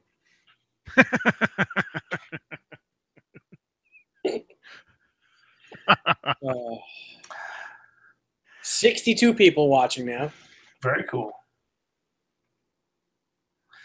Tone King did a Kiesel walkthrough at the factory that was excellent. They made him that green guitar, Showman. You know what I'm talking about? That neon green. It's like a completely neon green guitar. Pixie looks about lost his mind over it. You know these guys I'm talking about. You know who I'm talking about? Yeah. These YouTube guys. Yeah. Yeah. Well, Philip McKnight, he was live with them last week. Yeah. Mhm. I'd like to talk to Phil sometime. Like I said, I've done hangouts and things with You Shane should. from In the He's Blues. nice. Really sweetheart of a guy.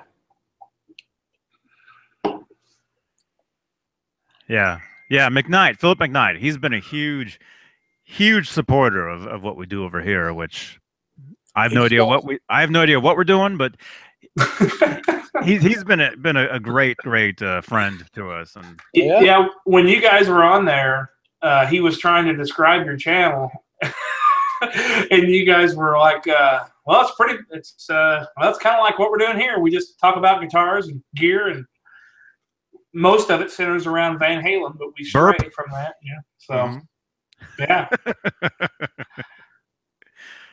yeah, yeah. And look at this. You actually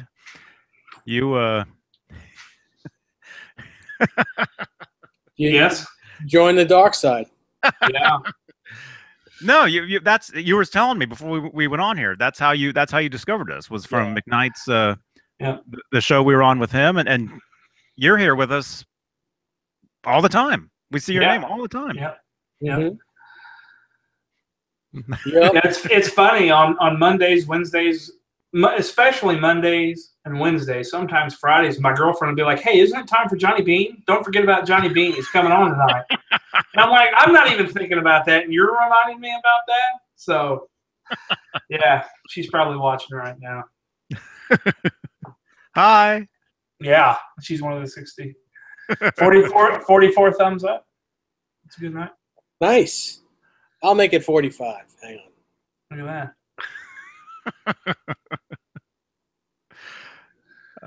You guys, there really is a very strong community here. You always hear Phil McKnight talk about his community. The difference between here and Phil's that I like is that it's small enough here. It's not so large that you don't know who people are. Well, not always. You don't think so?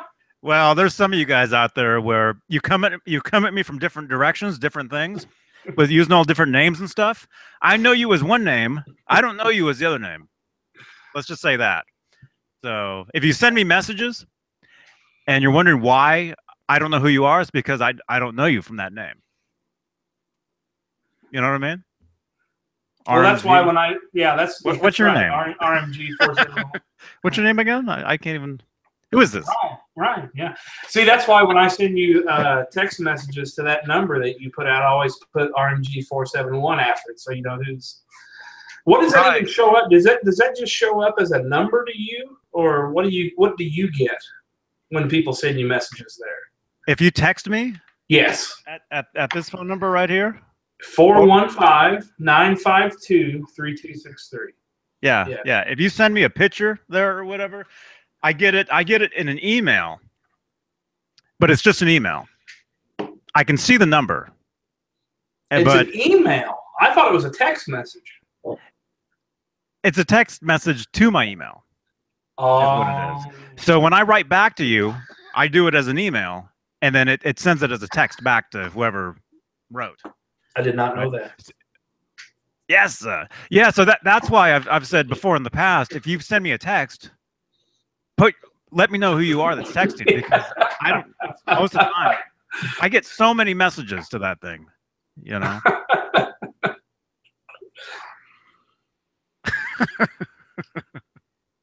I hope Bruce is enjoying his concrete custard. Is he gone? I think he's gone, right? Is that Bruce? Concrete custard. What is it? Is it frozen? Is that frozen? Yeah. Is that custard?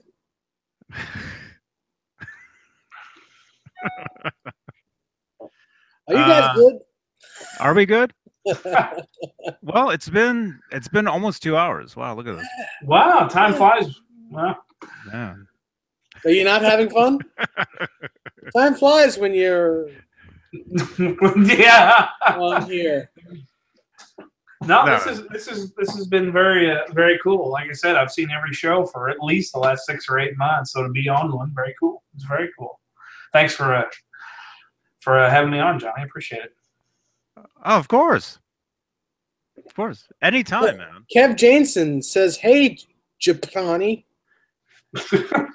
Hey. Yeah. Oh, John, you haven't said Showman Blues is asking how many eggs, Johnny. Oh, Steve Anderson. Steve Anderson is asking. Yeah, but Showman Blues beat him to it. Yeah. Huh? Sure No, did. Steve Anderson asked first, and then right below Showman. Can you there? What just happened? What was that? Okay. Anyway, that's a little basket right there. There's eggs in there. I want to say I got 6. 6 eggs. Johnny's got a little basket, and Johnny is a little basket case. Whatever happened with the coyotes? They live around here. Just haven't seen them. Lucky for you. Mm-hmm. Lucky for his chickens. I actually,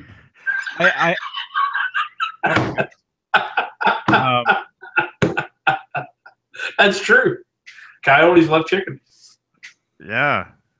Well, they also love roadrunners. Yes, but I don't think you have any roadrunners there. We might. Do they go meep meep? They probably do. The hornets, the wasps, yellow jackets, whatever those are. Oh, that hole that I found in the back. I haven't gone back there, so I haven't seen them. But I think I got to go back to the beach and get some more sand to throw down in there, I think.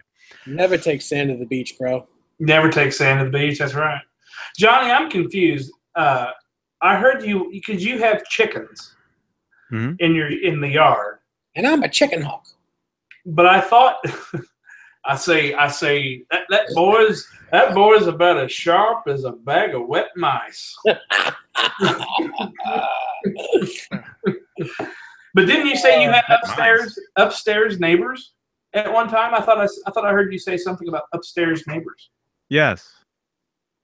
They're grilling right now too. I just shut the window because the smoke is coming right in. So what? What did they think about the chickens? No, I just didn't like here where I live. Or do the chickens live upstairs?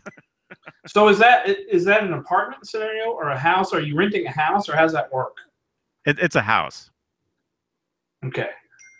From here, this is all you see is this, but yeah. Because I was just trying to figure out, like here, if you have an apartment, you can't go put chickens in the yard. It doesn't work that way. It depends on where you live. It depends on the neighborhood. Yeah. Let's just say I live in the city. But I live just enough far out where it's like forest and there's coyotes and deer and everything here. Run, Forrest, run! Yeah. Yeah. Hey, Desiree. But I live in the city. Oh, look who's here. Hey, Desiree. The new New York girl's here. Yeah, now what's that about? Showman or somebody said something earlier about Desiree moving your direction. I haven't heard this news, Dave. Not only in this direction, but in this house. Oh my goodness.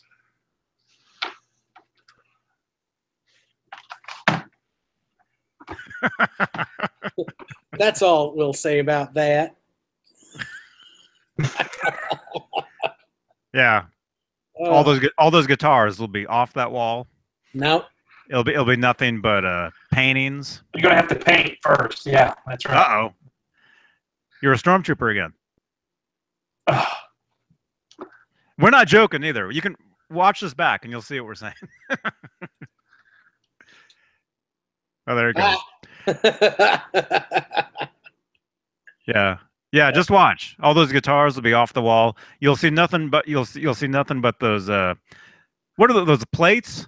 The hooks? Those plates, those commemorative plates and like china and like armoires, and you'll see all that stuff back there. Hey, Dutchie.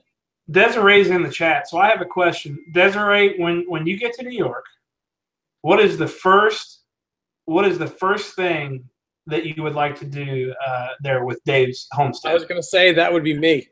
No, you can't. Johnny, I'm sorry. That's my fault.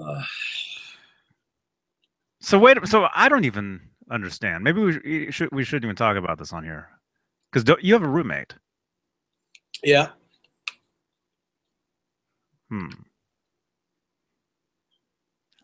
I don't know. Yeah, I do. I don't know what's going on. Just ask him; he'll tell you. He just hits the start button. What? Yeah. That's right. What are you drinking? What is that? Water. No. Me? I'm drinking water. No, him. That's. I'm gonna take a guess. That's. Let's say the This color. is for our old friend Michael Anthony. Is it? It's actually Jack Daniels. Jack Daniels whiskey. Just straight. Over ice. On the rocks. Yes. Isn't that what they call it? I've never drank in my life, so I don't know. But yeah, on Really? the rocks. Yeah. You've never done drugs and you've never drank? Johnny, you are flat out. Un-American. You are lying Okay, to both of us if you've never had any. You've never even had like a fuzzy navel or anything like that. I'm sure he's got a fuzzy navel. Just pull up that shirt. Dave's the one with the fuzzy navel. Come on. Right, Desiree? I shaved this mess. Oh my god. No, I tried crack. You know, I tried heroin. I tried all that stuff. Just did it once and then put it down, huh? Yeah. You guys don't see me 24 hours a day. I'm just kidding, you guys. I've never done any of that. I've never smoked pot ever in my life, and that's the truth. Nobody believes me about that. Nobody. Never done it. Huh? Did RomG471 see that photo I sent you of me and Michael Anthony? I did. Yes, I did see that. I did. Steve Anderson looked like an NBA basketball player in that picture. He's like 7 feet tall. I got it right here. There he is. There's Steve Anderson. Look at that. He's like 7 feet tall. He's head and Wow. shoulders. Yeah, that's not what I picture Steve Anderson to look like. The truth is, Michael Anthony is pretty short. He's shorter than I am, and He's shorter than Eddie too. I'm like 5'6", 5'7", and he's shorter than I am.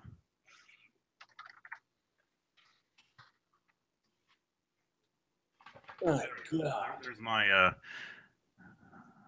There's my thing right there. I got that. That's cool. Got that at the last NAMM show. Although I kind of folded it, and so now it's worthless. Well, it was kind of worthless before that.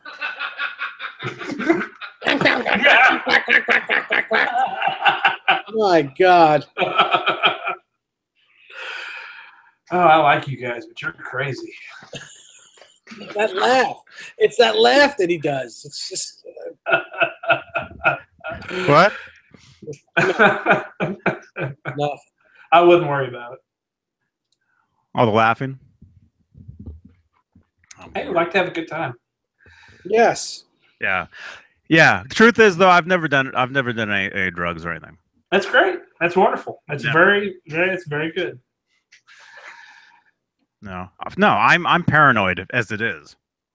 I just thought if I was going to come on this show, appear on this show, that it would only be right if I were to bring one of my commemorative Jack Daniels. This is a nice little tumbler here. That is nice. I like it. Yeah. I think you should send us each one. I can do that. I can do that. I can do that. Wow. All it takes is for me to say something and it just happens? Yeah, I think you should send me that Martin. I'm very yeah, that's a triple lot back there. That would be a little harder to get out of my grasp, I think. Oh, okay. You can see if you can get Michael Anthony to sign these glasses. Mm-hmm. Where did you meet him? Johnny, was that a NAMM? Sign it in Tabasco. Oh goodness, one at a time. Now, what was that again, you guys? Blah blah blah blah blah blah blah. What happened? Did you meet Michael Anthony at NAMM? Mm-hmm. That's where that one. Oh, I've met him. One, two. I've met him at least 3 times at NAMM, and I actually did 2 Google Hangouts with him, like this. Really? And then I didn't know it. and then I talked to him on Rockline on the radio one time. So I've met him way too many times. Yep. And yeah, he's exactly what everybody says. He's a cool dude. He looks like a normal dude. He acts like a normal guy. You know, he did some acting on Full House. Hashtag fake Van Halen bassist. Was he on Full House? Yes. Yeah. Oh yeah. Yeah. I'm so glad you didn't hear me say that. I heard it. Wait, he was? Oh yeah. You've never seen Michael Anthony guest star on Full House? No. No, that was John Stamos that had the mullet. No.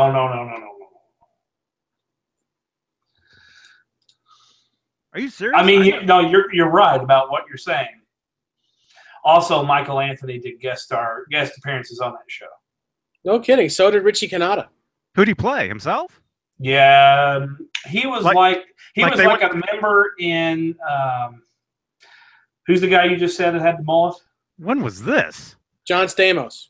He was in his band, and they were going downstairs to do with the recording. Beach Boys? Were the Beach Boys in his band too? Are you serious? I've never heard of this. Why don't you? Yeah, I'm trying. Why don't you Google it? Go on the Googles. Open Google Chrome. It's open. Oh yeah. Open Sesame. That's cool. I never heard of this. Saskatchewan. I've never heard of this. This is Open Saddle Soap. What? What is that? Huh? Oh, he's joking around because I don't have a keyboard for this computer over here, and it's what do you call it? Voice command. Voice command. I can talk to it. I basically have to talk to it to give. I thought maybe he had like a Google Home or an Amazon Echo or something he was yelling at. Well, we don't want to. We don't want to start that again. I don't have that. That's not this house. Oh. Let's see. Derek Hall, I like those guitars hanging behind you on the wall. Is that a Martin acoustic? Yes, it is. It's a 000. And it's probably the guitar. It's definitely the guitar I've had the longest. I bought that guitar 10 years ago. Nice. Wow. It's rare for a guitar to last that long. I have guitars with strings that are over 10 years old. Alexa, open Google Chrome. That Steinberger Spirit, those strings have probably been on there for 10 years. Yeah. But you never play it. Sometimes. Although I think I broke it actually. He plays it when he plays recently. his Summer Nights. But it's not even a real trans trem, so. I know. What do you do? Put a capo up at the 7th fret? I think I broke it. Look how there's like a rubber band. See that? Yeah. I think I broke that. Because see, it's not supposed to come off, and it does. Damn. Right there. So What's that doing? What's its purpose? I don't know what I did. What's its purpose? It holds a string in place. Maybe kind of. It's almost like a I don't know. I have no idea. You need to start completing your sentences. You sure you're not taking anything? Oh, that's what I am on. I'm always on Starbucks. Prozac? So, yeah, I'm always on like Starbucks and Honest, you know. So yeah, that's what I'm always. Yeah. Did you drink one of those unicorn frappuccino things? No. Dutchie 5150. He says he still has the very first guitar. The strings are 27 years old. Oh my God! Don't try to tune that up. Holy moly! You better just get a tetanus shot after that. Or before it, if you don't want tetanus. Oh, yeah. Huh? Is that the point of a tetanus shot? Is to not get tetanus? Yes. Is Yes. tetanus is a thing? I thought it was just called a tetanus shot. What is tetanus? And I'm not kidding. It's a disease. It's something. What does it do? It's like the Black Plague. It's like crack. It kills. Wow. You can get sick from it with tetanus.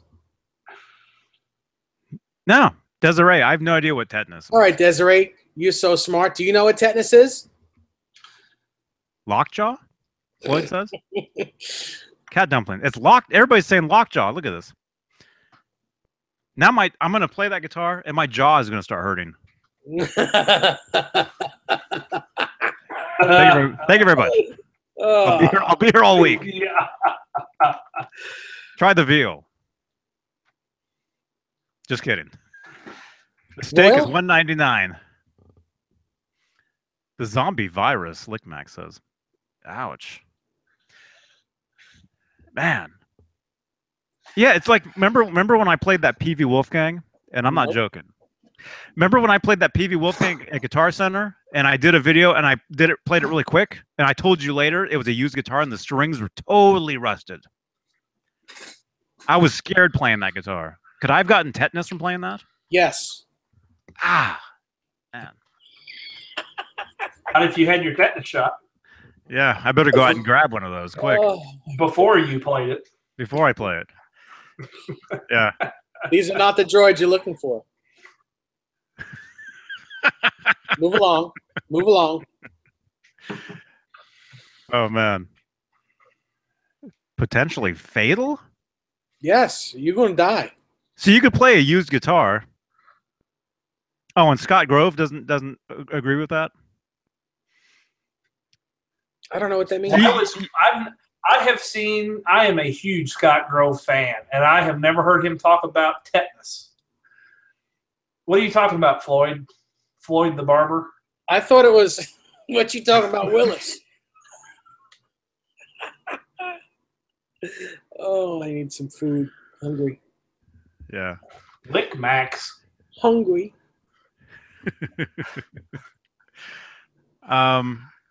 What are you talking about, Floyd? What did Scott Grove say about tetanus? I don't know.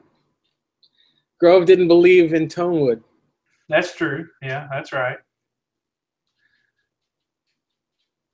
I think his overarching idea is that the construction of the guitar is much more important to the tone of a guitar than the wood used to construct it. The whole doesn't equal the sum of its parts? What? Well, it's like if you have a neck made out of balsa wood, it's going to fold in half. But if you have a neck made out of maple, right, very strong. So any other wood that was as strong as maple would sound like maple. It's not the fact that maple sounds a certain way. It's the fact that maple has those characteristics. Mm-hmm. Pris46 says she couldn't find Michael Anthony on Full House. Wow.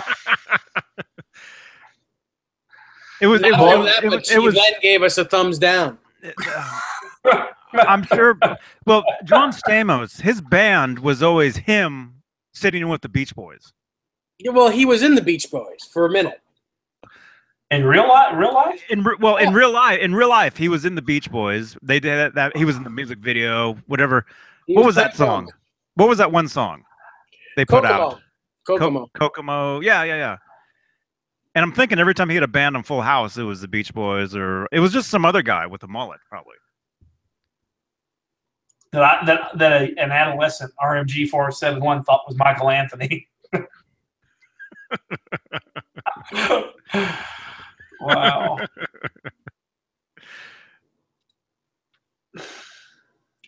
I'm looking on IMDb. That's embarrassing. I really thought he was on there. I think I made all of that up. I think Dave and I would have known about that if it was true. I think It seems like a weird thing for me to make up, though. Hashtag face Van Halen bass player. Face. Fake. What? Ah. Oh. Are they getting together for another tour? I keep hearing about that. Who knows? I don't know. Yeah. Who knows?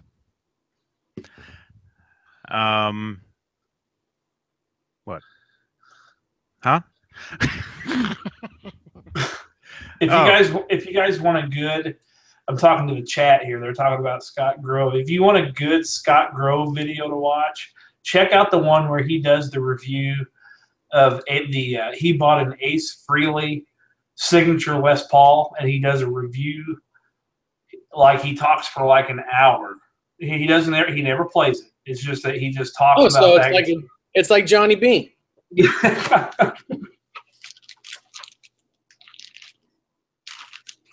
Come on. What am I hearing? It's not me. It's like crinkling. It's Smarties. Vinny says what? Oh, man. Smarties. I'm hungry. Mm-hmm. You guys can wrap it up. I'll be right back. Wrap it up. I'll take it. Well, anyway, Ryan, it was great to hang out with you. Yeah, well, it's nice to be on. We'll have you on again. It was a lot of fun. Yeah, when Dave quits, you got my number. Depending on what day it is, you just never know what you're going to get. He's like an 80s guitar player. Mm-hmm. Steve Anderson. Floyd the barber went to college in Lexington. Dang. Anyway, well. Bourbon and guitars. That is Lexington, Kentucky. That's true. That is Lexington, Kentucky. No doubt about it. And horse racing. You can't forget about horse racing if you're going to talk about Lexington. I guess not.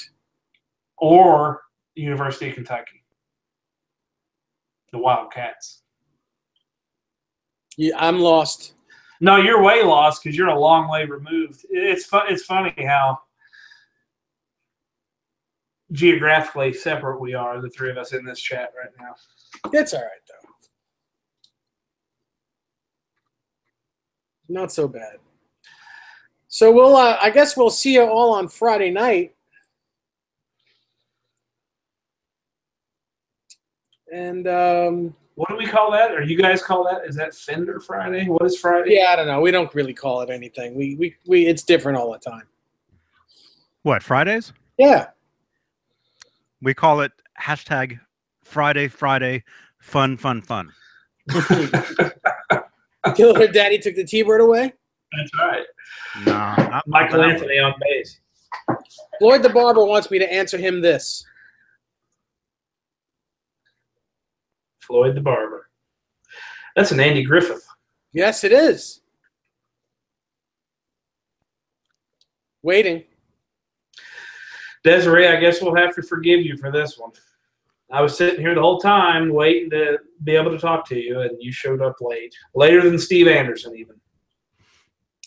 Well, makes you truth wonder. be known, I knew that Desiree was good one, Johnny. That's a good one. What? That makes you wonder. Come on. Are you guys good? No, I'm waiting for a question. We got a question coming in here. Oh, okay. Dave, text. Are you taking the trash out, John? Exactly. Yeah. It's a big deal for you. Oh, here it is. It's a major deal. Ugh. I don't understand that. Floyd, stop. I don't even know what that means. Don't even know what that means, dude. Oh my God. I don't know what. You're going in the penalty box. No. I don't know what that means either. No, you can't ban people.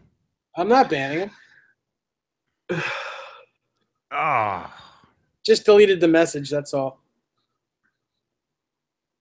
I don't understand what that even means. I don't know. Well, he's not swearing though. The I know. volleyball. But it's like he's said that like 30 different times tonight, and I don't even know. I don't even know what it means. Don't even know. Huh? Good night, Bozique. Night, Bozique. See you. Boy. Yeah, Johnny. Thanks for having me on tonight. It's been a lot of fun. Had a lot of good laughs. Good time. Oh, any time, man. Sorry about the Jack Daniels. I thought it would be appropriate. Huh? What? Jack Daniels. Of course. No, it's totally cool. Have you guys watched? You guys watch Tone Talk, right? Yes. Never heard. Friedman gets loaded up on scotch like every time they do one of those. Have you watched that? Yeah. He's always drinking scotch. Yeah. Speaking of Tone Talk, our friend Philip McKnight will be over on their show coming up soon. That's Really? awesome. I'm not sure when it is, but it's shortly. I really enjoy his. It's interesting, that guy. He owned a store, Yeah. right? And then now he's basically just doing repairs and lessons, if I understand correctly, and then everything else he's doing on YouTube. And as jealous as I am of that, I'm glad he's doing it because he's really good at it. I think he does a very good job. Mm-hmm. I agree. He's great. I reach out to him. I'd love to talk to him sometime. I think he's a good guy. Mm-hmm. Yeah, he's a great guy. He's awesome. He knows a lot of stuff.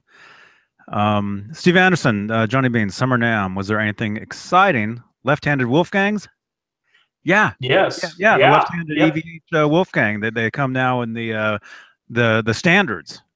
There's a Snow White, and then the what do you call it? Trans Black. Steve Anderson asked that. Hey, if you can, Steve, reach out to. There's this guy, David Nesdahl.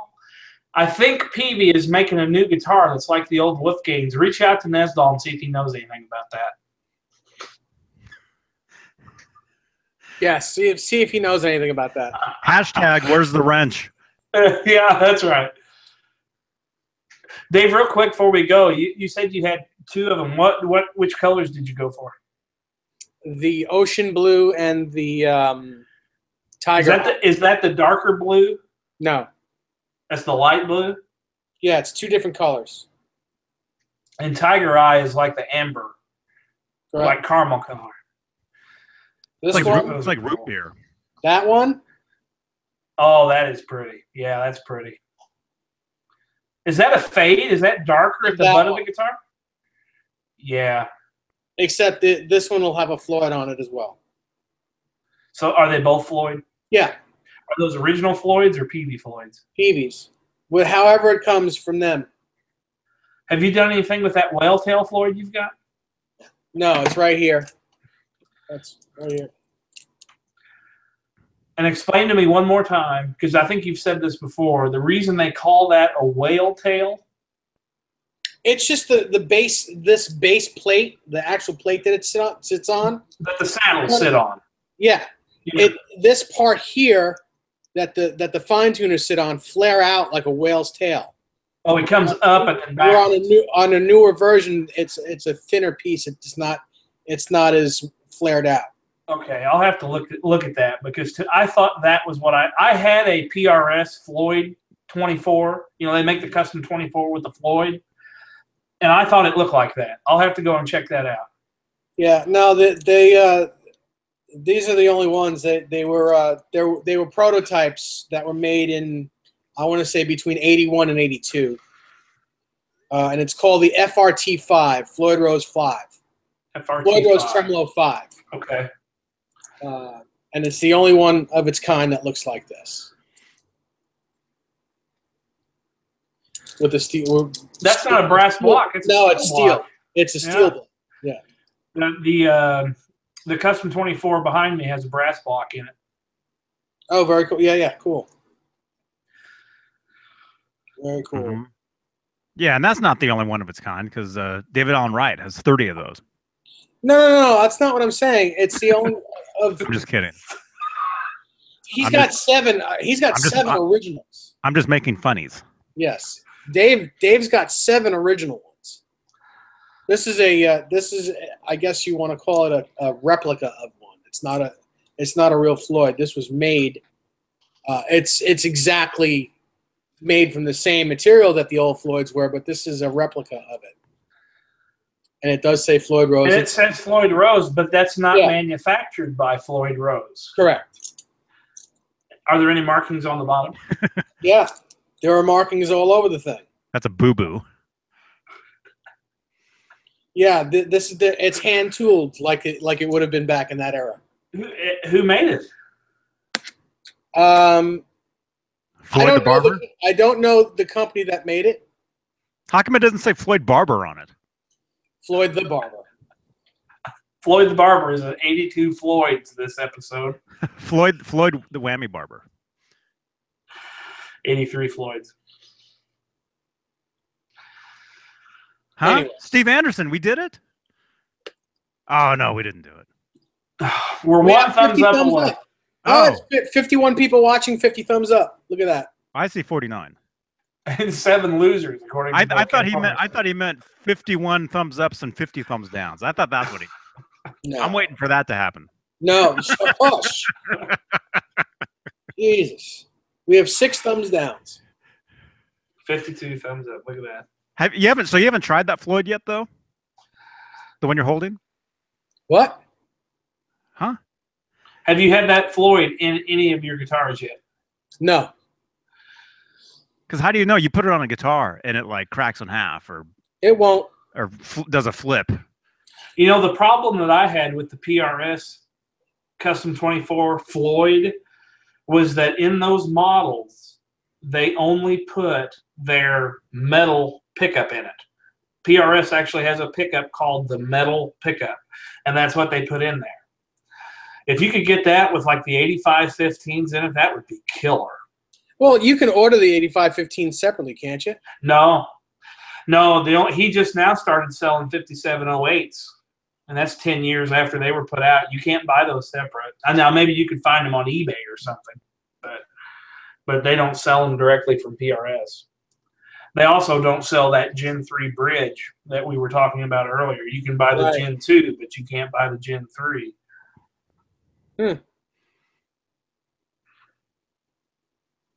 Mm-hmm. Frank brings up a good point. He says, "Can you see who thumbs down? Who thumbs downs the? We can see the area where it comes from, but we can't see the actual IP address. So we can if it comes from the United States or from Canada or from South America or whatever, we can see where what part of the world it comes from, but not the actual IP address." Mm-hmm. So if you lived in like a condo or an apartment and you had 6 rooms, could you see? Could there be a computer in each room? There could be. When you were growing up, do you guys have like brothers and sisters? Yeah. Or all that stuff? Did you guys ever have parents? You ever been to a gladiator movie? No, what I'm trying to say though is when I was a kid, when I was a little children, I've got like 6 or 7 sisters. I'm not sure. I forget, but we each had a TV. And you're talking about Full House. You'd go to what night was that? Was that ABC's? Was that TGIF? Yes. Is that what it was? Yes. It'd be Full House. It'd be Step by Step. Family Matters. Family Matters. All that stuff.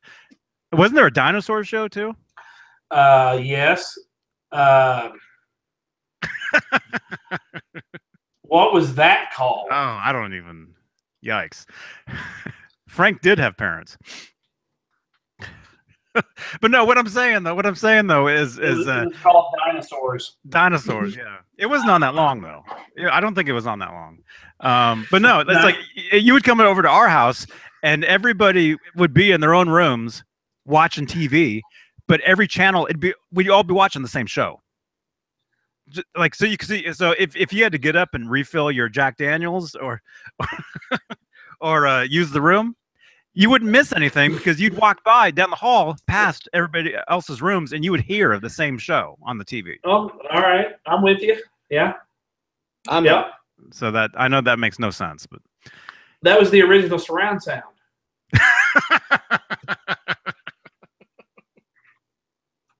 yes. No.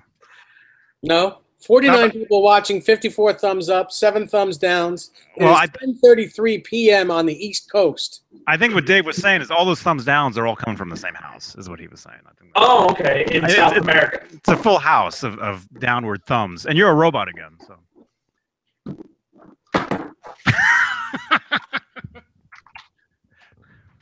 What's your computer drinking? Every time he spills that on the keyboard. Oh, you can't show that. This isn't Tone Talk. Yeah. We only show glasses of milk on this show. I'm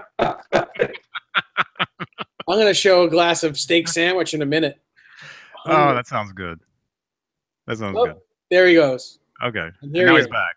All right. All right. Are you guys good? I'm good. I got to get out of here. I got to You lock have, up. you have trash to take out. I got to lock up. I got to drive home and then take the trash out. Yeah. Are you still driving the car that has the trailer hitch that covers your license plate? Man, this guy knows everything. No. He knows where you live, dude. No. The stormtrooper, man, he knows. He knows it all. I've got the keys to the he code. reports back to Darth. I saw one of those Imperial probes fly overhead. Yeah. Where were you at to see that? It landed. My Tauntaun tripped over it. Oh my God. That was you? Is that what you're calling it these days? The Tauntaun? Tom. My Tauntaun Go. Yeah. Yeah. Oh Yeah, see you later, Dutchie. See you, Dutchie. Yeah, when we were on tour in Mexico, I had a Tom Go, and we did a. Is this with the Mayfire? Yeah. I did a hack where I downloaded these different voices, and one of the voices was a Darth Vader voice doing the GPS. So funny. Floyd Barber, Yeah. I don't take any offense, brother. It's okay. It's all good. Yes, he does. Only when Agonize. Johnny talks. Only when Johnny Beane talks. Only time He's sorry for trying to agonize you and antagonize you. Yes. Oh, don't be sorry about that. It's all. I'm fine with it.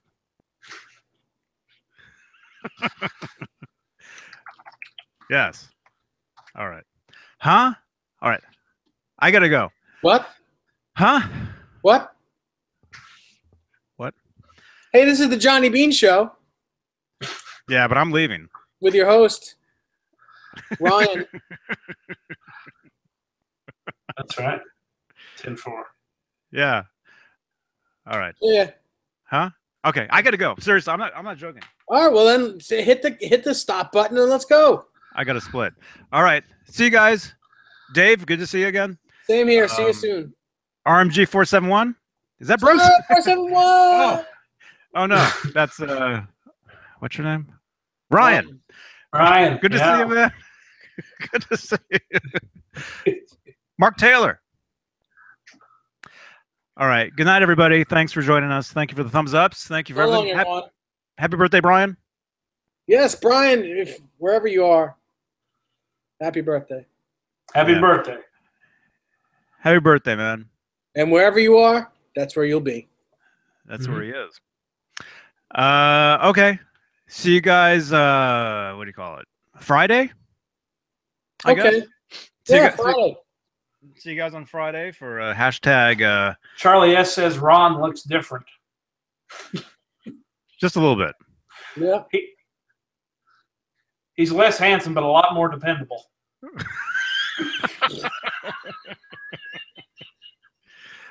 Oh my goodness. Can I say that on here? Yes, you just did. Why not? All right. We'll see you guys Friday. Do you have a website, Brian? I don't have anything. No. Nice. Now you're starting to sound like Dave. I've got you. That's all I need. He's talking to you. No.